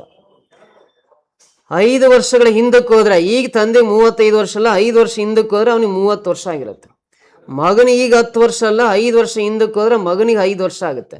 5 ವರ್ಷದಿಂದ ಅವರ ಗುಣಲಬ್ಧ ಅಂದ್ರೆ 2 ಗುಣಿಸ್ಬೇಕು. 30 × 5 ಗುಣಿಸ್ರಿ 150 ವರ್ಷ ಕರೆಕ್ಟ್ ಬರುತ್ತೆ. 5 ವರ್ಷಗಳಿಂದ ಅವರ ವಯಸ್ಸಿನ ಗುಣಲಬ್ಧ 150 ಕರೆಕ್ಟ್. ಪ್ರಶ್ನೆಯಲ್ಲಿದೆ ನೋಡ್ರಿ, 150 ಕರೆಕ್ಟ್ ಬರುತ್ತೆ ಅಂದ್ರೆ ತಂದೆಯ ವಯಸ್ಸು ಈಗ 35 ವರ್ಷ ಅನ್ನೋದು 100% ರೈಟ್ ಆನ್ಸರ್. ಕ್ಲಿಯರ್? ಈ ರೀತಿ ಸಿಂಪಲ್ ಆಗಿ ಲೆಕ್ಕ ಮಾಡ್ಬೋದು. ಸೊ ನೆಕ್ಸ್ಟ್ ಕ್ವಶನ್ ನೋಡ್ರಿ, ಟ್ರೈ ಮಾಡ್ರಿ. ಇಬ್ಬರು ಅಭ್ಯರ್ಥಿಗಳ ನಡುವಿನ ಚುನಾವಣೆಯಲ್ಲಿ ಒಟ್ಟು ಮಾನ್ಯ ಮತಗಳಲ್ಲಿ 55% ಗಳಿಸಿದರು. ಒಬ್ಬರು ಒಟ್ಟು ಮಾನ್ಯ ಮತಗಳಲ್ಲಿ 55% ಗಳಿಸ್ತಾನೆ ಒಬ್ಬನು, ಮತ್ತು 20% ಅಮಾನ್ಯವಾಗಿದ್ದವು ಅಂತ. 20% ಇನ್ವ್ಯಾಲಿಡ್ ಓಟ್ಸ್ ಇದಾವೆ ಅಂತ. ಟೋಟಲ್ ಓಟ್ಸ್ 7,500 ಆಗಿದ್ದರೆ ಇನ್ನೊಬ್ಬ ಅಭ್ಯರ್ಥಿ ಪಡೆದ ಮಾನ್ಯ ಮತಗಳ ಸಂಖ್ಯೆ ಎಷ್ಟು ಅಂತ ಕೇಳಿದಾನೆ. ಫಸ್ಟ್ ಆಫ್ ಆಲ್ ನೋಡ್ರಿ, ಟೋಟಲ್ ಅಲ್ಲಿ 7,500 ವೋಟಿಂಗ್ಸ್ ಇದಾವೆ. 7,500ದಲ್ಲಿ 20% ಮತಗಳೇನಾಗಿದ್ದಾವೆ ಅಂದ್ರೆ ಇನ್ವ್ಯಾಲಿಡ್ ಓಟ್ಸ್ ಇದಾವೆ, ಅಮಾನ್ಯ ಮತಗಳಿದಾವೆ ಅಂತ. 20% ಇನ್ವ್ಯಾಲಿಡ್ ಇದಾವೆ ಅಂದ್ರೆ ರಿಮೈನಿಂಗ್ 80% ವ್ಯಾಲಿಡ್ ಓಟ್ಸ್ ಇರ್ತವೆ. 7,500ಕ್ಕೆ 80% ಲೆಕ್ಕ ಮಾಡ್ರಿ. 2 0 2 0 ಕ್ಯಾನ್ಸಲ್. ಇಲ್ಲಿ 0 ಲಾಸ್ಟಿಗೆ ಬರ್ಕೊಂಡು 8 5 40 0 ದಶಕ 4 8 7 56 4 60 ಅಂದ್ರೆ 6,000 ಓಟ್ಸು ವ್ಯಾಲಿಡ್ ಓಟ್ಸ್. ಈ 6,000 ಓಟಲ್ಲಿ ಒಬ್ಬ ಅಭ್ಯರ್ಥಿ 55% ಓಟ್ ಪಡ್ಕೊಂಡಿದ್ದಾನೆ. ಮಾನ್ಯ ಮತಗಳು 6,000, ವ್ಯಾಲಿಡ್ ಓಟ್ಸ್ 6,000ದಲ್ಲಿ ಒಬ್ಬ 55% ಓಟ್ ಪಡ್ಕೊಂಡಿದ್ದಾನೆ. ಇನ್ನು ಉಳಿದನು ಇನ್ನೊಬ್ಬ 45% ಓಟ್ ಪಡ್ಕೊಂಡಂಗೆ. ಯಾಕಂದ್ರೆ ಇವೆರಡು ಸೇರಿ 100% ಆಗ್ಬೇಕು. ಮಾನ್ಯ ಮತಗಳಲ್ಲಿ ಒಬ್ಬನ 55% ತಗೊಂಡಿದ್ದಾನೆ ಅಂದ್ರೆ ಇನ್ನೊಬ್ಬನ ರಿಮೈನಿಂಗ್ 100ರಲ್ಲಿ 55 ಮೈನಸ್ ಮಾಡ್ರಿ, ಮತ್ತೊಬ್ಬ 45% ಓಟ್ ಪಡ್ಕೊಂಡಂಗೆ. ಇನ್ನೊಬ್ಬ ಅಭ್ಯರ್ಥಿ ಪಡೆದ ಮತಗಳು ಕೇಳಿದಾನೆ ಅಂದ್ರೆ 6,000ಕ್ಕೆ 45% ಅಂದ್ರೆ ಎಷ್ಟಾಗ್ತವೆ ಅಂತ ಕಂಡುಹಿಡ್ಕೋಬೇಕು. 45% ಅಂದ್ರೆ 45/100 ಬರಿಬೇಕು. ಇಲ್ಲಿರೋ 2 0 2 0 ಕ್ಯಾನ್ಸಲ್ ಆಗುತ್ತೆ. 45 × 60 ಗುಣಾಕಾರ ಮಾಡ್ರಿ. 0 ಲಾಸ್ಟಿಗೆ ಬರ್ಕೊಂಡ್ರೆ 6ರಿಂದ ಗುಣಿಸ್ರಿ. 6 5 30 0 ಕ್ಯಾರಿ 3 6 4 24 3 27 ಅಲ್ಲ 2,700 ಓಟ್ಸ್ ಆಗ್ತಾವ. ಇನ್ನೊಬ್ಬ ಅಭ್ಯರ್ಥಿ ಪಡೆದ ಮತಗಳು 2,700 ಓಟ್ಸ್. ಆಪ್ಷನ್ ಡಿ ಇದೆ ನೋಡ್ರಿ, ಇದು ಕರೆಕ್ಟ್ ಆನ್ಸರ್. ಕ್ಲಿಯರ್? ಅರ್ಥ ಆಯ್ತಾ? ಸೊ ನೆಕ್ಸ್ಟ್ ಕ್ವಶನ್ ನಿಮಗೆ ಅರ್ಥ ಆಗಿದ್ರೆ ದಯವಿಟ್ಟು ಕಮೆಂಟ್ ಬಾಕ್ಸಲ್ಲಿ ಕಮೆಂಟ್ ಮಾಡ್ತಾ ಹೋಗ್ರಿ, ಸುಮ್ಮನೆ ಕೇಳ್ತಾ ಹೋಗ್ಬೇಡ್ರಿ. 2 ಸಂಖ್ಯೆಗಳ ಅನುಪಾತ 3:4 ಮತ್ತು ಅವುಗಳ ಮಾಸ್ ಸಹ 4. ಹಾಗಾದ್ರೆ ಲಾಸ್ ಸಹ ಎಷ್ಟು ಅಂತ ಕೇಳಿದ್ದಾನೆ. 2 ಸಂಖ್ಯೆಗಳ ಅನುಪಾತ 3:4 ಅನುಪಾತದಲ್ಲಿ 2 ಸಂಖ್ಯೆ ಇದಾವೆ. ಅವುಗಳ ಮಾಸ್ ಸಹ 4 ಕೊಟ್ಟಿದ್ದಾನೆ ಅಂದ್ರೆ ಅವುಗಳ ಲಾಸ್ ಸಹ ಎಷ್ಟು, LCM ಎಷ್ಟು ಅಂತ ಕಂಡುಹಿಡಿಯುವ ಕೇಳಿದಾನೆ. ಅಂದ್ರೆ ವೆರಿ ಸಿಂಪಲ್. ಆ ಸಂಖ್ಯೆಗಳ ಅನುಪಾತವನ್ನು ಅವುಗಳ ಮಾಸ್ ಸಹವನ್ನು 3 ಗುಣಾಕಾರ ಮಾಡ್ರಿ. 3 4 12 12 4 48 ಬರುತ್ತಲ್ಲ, 48 ಅವುಗಳ ಲಾಸ್ ಸಹ ಆಗಿರುತ್ತೆ. Very simple. ಆ ಸಂಖ್ಯೆಗಳ ಅನುಪಾತ 3 4ನ ಗುಣಿಸ್ರಿ. 3 4 12 ಇಂಟು ಮಾಸ್ ಸಹ ಎಷ್ಟು ಕೊಟ್ಟಿದ್ದಾನೆ? 4 ಕೊಟ್ಟಿದ್ದಾನಲ್ಲ, HCF. ಇದನ್ನು ಗುಣಾಕಾರ ಮಾಡಿದ್ರೆ 3 4 12 12 4 48 ಬರುತ್ತಲ್ಲ, 48 ಅವುಗಳ ಲಾಸ್ ಸಹ ಆಗಿರುತ್ತೆ. ಇಷ್ಟೇ ಸಿಂಪಲ್ ಆಗಿ ಈ ಲೆಕ್ಕವನ್ನು ಬಿಡಿಸ್ಬೋದು. 48 ಬರುತ್ತೆ. ಓಕೆನಾ? ನೆಕ್ಸ್ಟ್, 5 ವರ್ಷಗಳ ಅಂತರದಲ್ಲಿ ಜನಿಸಿದ 5 ಮಕ್ಕಳ ವಯಸ್ಸಿನ ಮೊತ್ತ 50 ವರ್ಷಗಳು. ಅಂದ್ರೆ 3 ವರ್ಷಗಳ ಅಂತರದಲ್ಲಿ ಜನಿಸಿದ, ಪ್ರತಿ 3 ವರ್ಷಕ್ಕೆ ಒಂದೊಂದು ಮಗು ಜನಿಸ್ತಾ ಇದೆ. ಒಂದು ಕುಟುಂಬದಲ್ಲಿ ಪ್ರತಿ 3 ವರ್ಷಕ್ಕೆ ಒಂದೊಂದು ಮಗು ಜನಿಸ್ತಾ ಇದೆ ಅಂದ್ರೆ ಟೋಟಲ್ 5 ಮಕ್ಕಳು ಜನಿಸಿದ್ರೆ ಅವರ ಎಲ್ಲರ ವಯಸ್ಸಿನ ಮೊತ್ತ 50 ವರ್ಷಗಳಾದ್ರೆ ಕಿರಿಯ ಮಗುವಿನ ವಯಸ್ಸು ಎಷ್ಟು ಅಂತ ಕೇಳಿದಾನೆ. ಕಿರಿಯ ಮಗುವಿನ ವಯಸ್ಸು ಎಷ್ಟು ಅಂತ.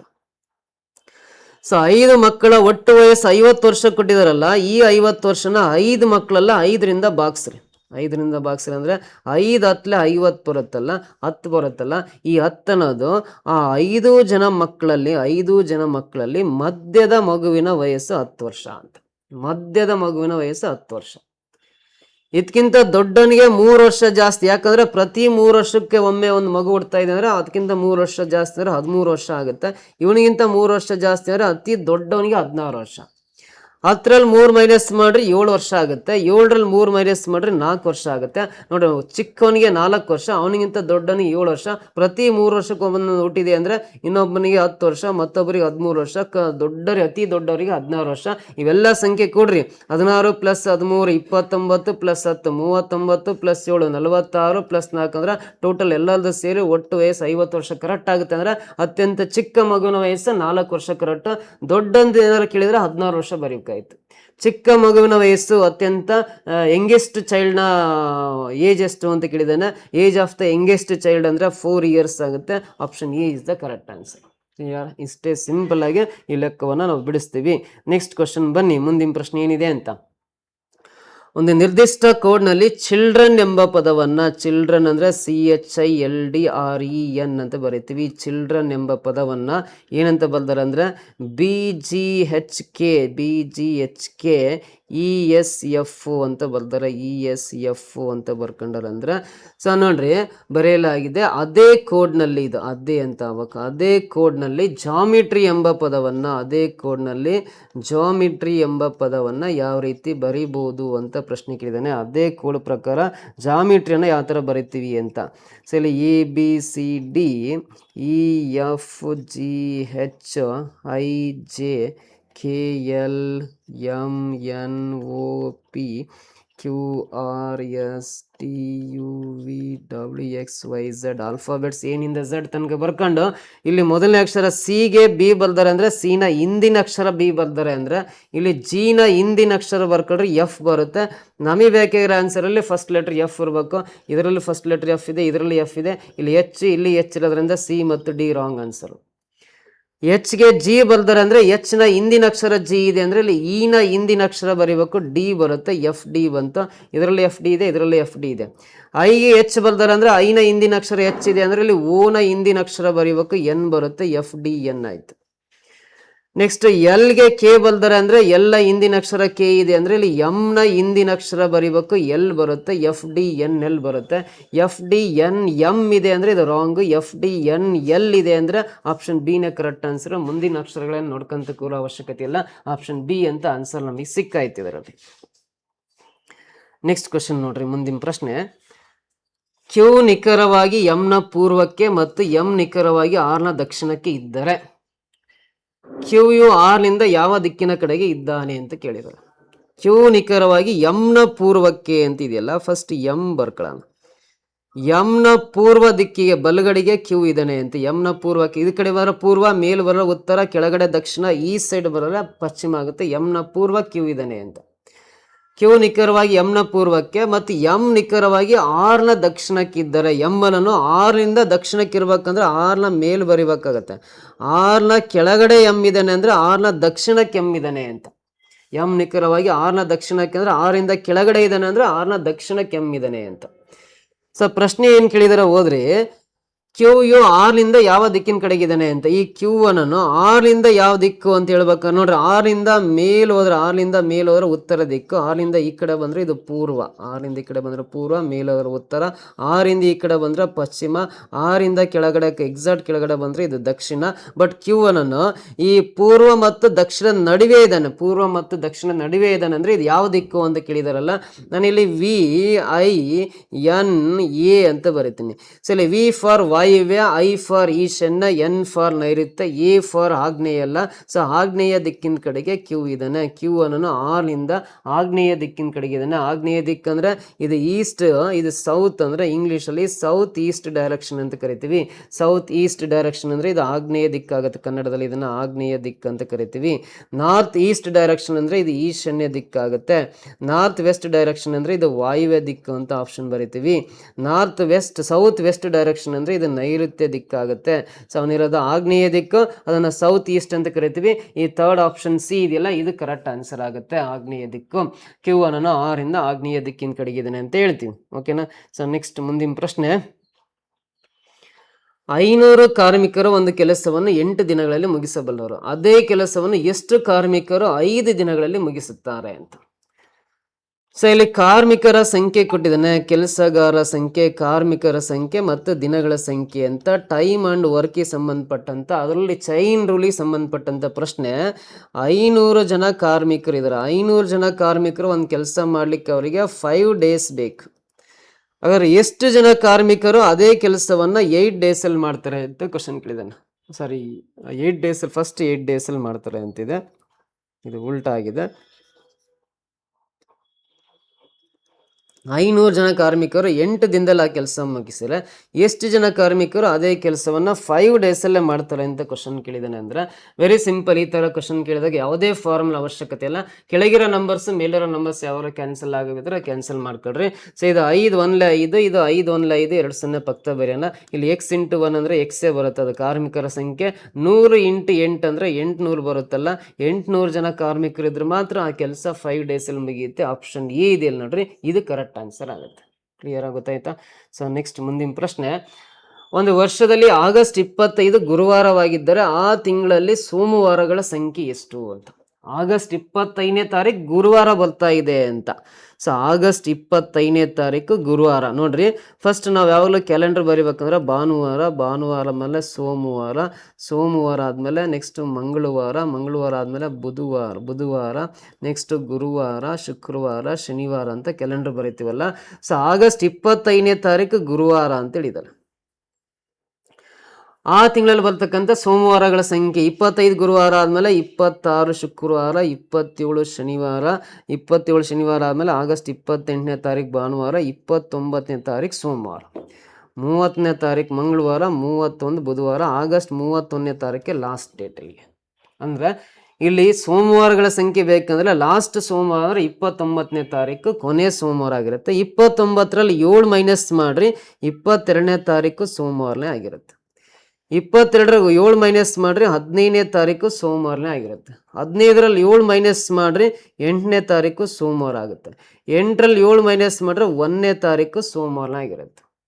ನೋಡಿ, 1 ಸೋಮವಾರ, 2 ಮಂಗಳವಾರ, 3 ಬುಧವಾರ, 4 ಗುರುವಾರ, 5 ಶುಕ್ರವಾರ, 6 ಶನಿವಾರ, 7 ಭಾನುವಾರ, 8 ಸೋಮವಾರ, 9 ಮಂಗಳವಾರ, ಇದು 10, ಇದು 11, ಇದು 12, ಇದು 13, ನೆಕ್ಸ್ಟ್ ಇಲ್ಲಿಗೆ 14, 15 ಆತಲ್ಲ, 16, ಇಲ್ಲಿ 17, 18, 19, 20, ನೆಕ್ಸ್ಟ್ ಇಲ್ಲಿ 21, 22, 23, 24, 25, 26, 27, 28. ಇದು ಆಗಸ್ಟ್ ತಿಂಗಳು ಕ್ಯಾಲೆಂಡ್ರೇ ಬರ್ಕೊಂಬಿಟ್ಟೆ ನಾನು.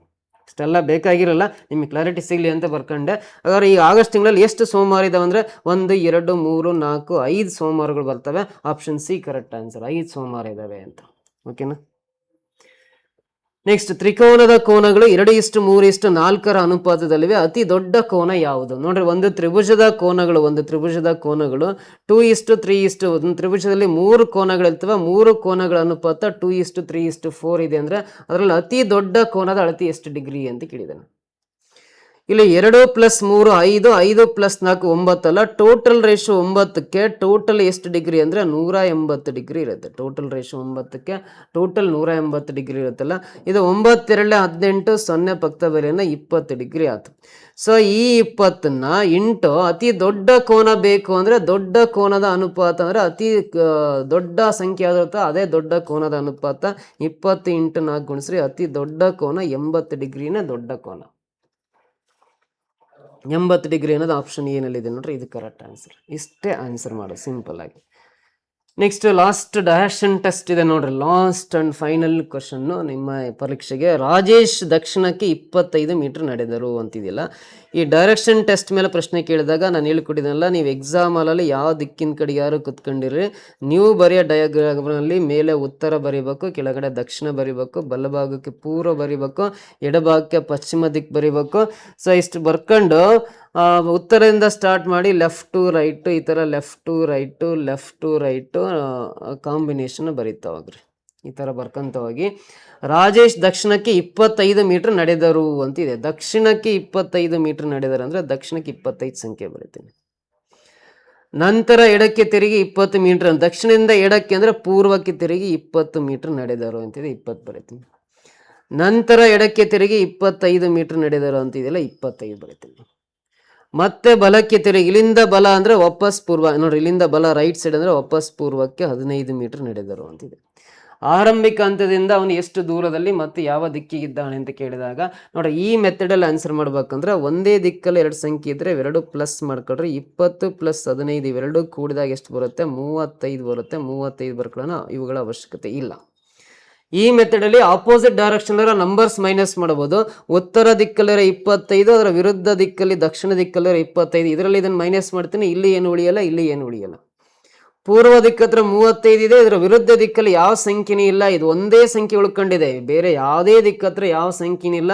ಒಂದೇ ದಿಕ್ಕತ್ರ ಸಂಖ್ಯೆ ಉಳಿದಾಗ ಇದೇ ಸಂಖ್ಯೆನ ಆನ್ಸರ್ ಅವನು 35 ಮೀಟರ್ ದೂರದಲ್ಲಿ ಇದನ್ನ ಸ್ಟಾರ್ಟಿಂಗ್ ಪ್ಲೇಸ್ ಇಂದ ಯಾವ ದಿಕ್ಕಿಗಿದ್ದಾನೆ ಅಂದ್ರೆ ಒಂದು ಯಾವ ದಿಕ್ಕಿನ ಕಡೆಗೆ ಅಂದ್ರೆ ಯಾವ ದಿಕ್ಕತ್ರ ಸಂಖ್ಯೆ ಉಳ್ಕೊಂಡಿದೆ, ಪೂರ್ವ ದಿಕ್ಕತ್ರ ಸಂಖ್ಯೆ ಉಳಿದಿರೋದ್ರಿಂದ ಅವನು 35 ಮೀಟರ್ ದೂರದಲ್ಲಿ ಪೂರ್ವ ದಿಕ್ಕಿನ ಕಡೆಗಿದ್ದಾನೆ ಅಂತ. 35 ಮೀಟರ್ ಟುವರ್ಡ್ಸ್ ಈಸ್ಟ್ ಅಂತ ಬರೀತೀವಿ. 35 ಮೀಟರ್ ಈಸ್ಟ್ ಅಂತ ನೋಡ್ರಿ, 35 ಮೀಟರ್ ಈಸ್ಟ್ ಅಂತ ಆಪ್ಷನ್ ಬಿ ನಲ್ಲಿದೆ. ಈಸ್ಟ್ ಅಂದ್ರೆ ಪೂರ್ವ ದಿಕ್ಕು, ಇದೇ ಕರೆಕ್ಟ್ ಆನ್ಸರ್ ಆಗುತ್ತೆ ನೋಡ್ರಿ.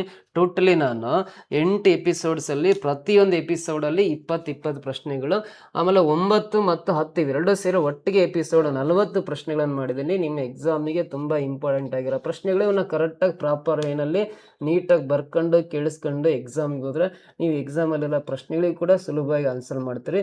ಸೊ ಈ ಕ್ಲಾಸಸ್ ನಿಮ್ಗೆ ಇಷ್ಟ ಆಗಿರೋ ದಯವಿಟ್ಟು ಕಮೆಂಟ್ ಬಾಕ್ಸಲ್ಲಿ ಒಂದು ಕಮೆಂಟ್ ಮಾಡಿ. ನಿಮಗೇನು ಅನಿಸುತ್ತೆ ಅದು ನಿಮ್ಮ ಫ್ರೆಂಡ್ಸ್ ಗ್ರೂಪ್ PC ಎಕ್ಸಾಮ್ ಬರೀತಕ್ಕಂಥ ಮೆಂಟಲ್ ಅಬಿಲಿಟಿ ಅವಶ್ಯಕತೆ ಇರ್ತಕ್ಕಂಥ ಎಲ್ಲ ಗ್ರೂಪ್ಸ್ಗೂ ಕ್ಯಾಂಡಿಡೇಟ್ಸ್ಗೆ ಈ ವಿಡಿಯೋ ಲಿಂಕನ್ನು ಶೇರ್ ಮಾಡ್ತಾ ಬನ್ನಿ. ಸೊ ಎಲ್ಲರಿಗೂ ಎಕ್ಸಾಮಿಗೆ ಒಳ್ಳೆಯದಾಗಲಿ. All the best. ಮತ್ತು ಎಕ್ಸಾಮ್ ಆದಮೇಲೆ ನಿಮಗೆ ಮತ್ತೆ ಭೇಟಿ ಆಗ್ತೀನಿ. Thank you so much.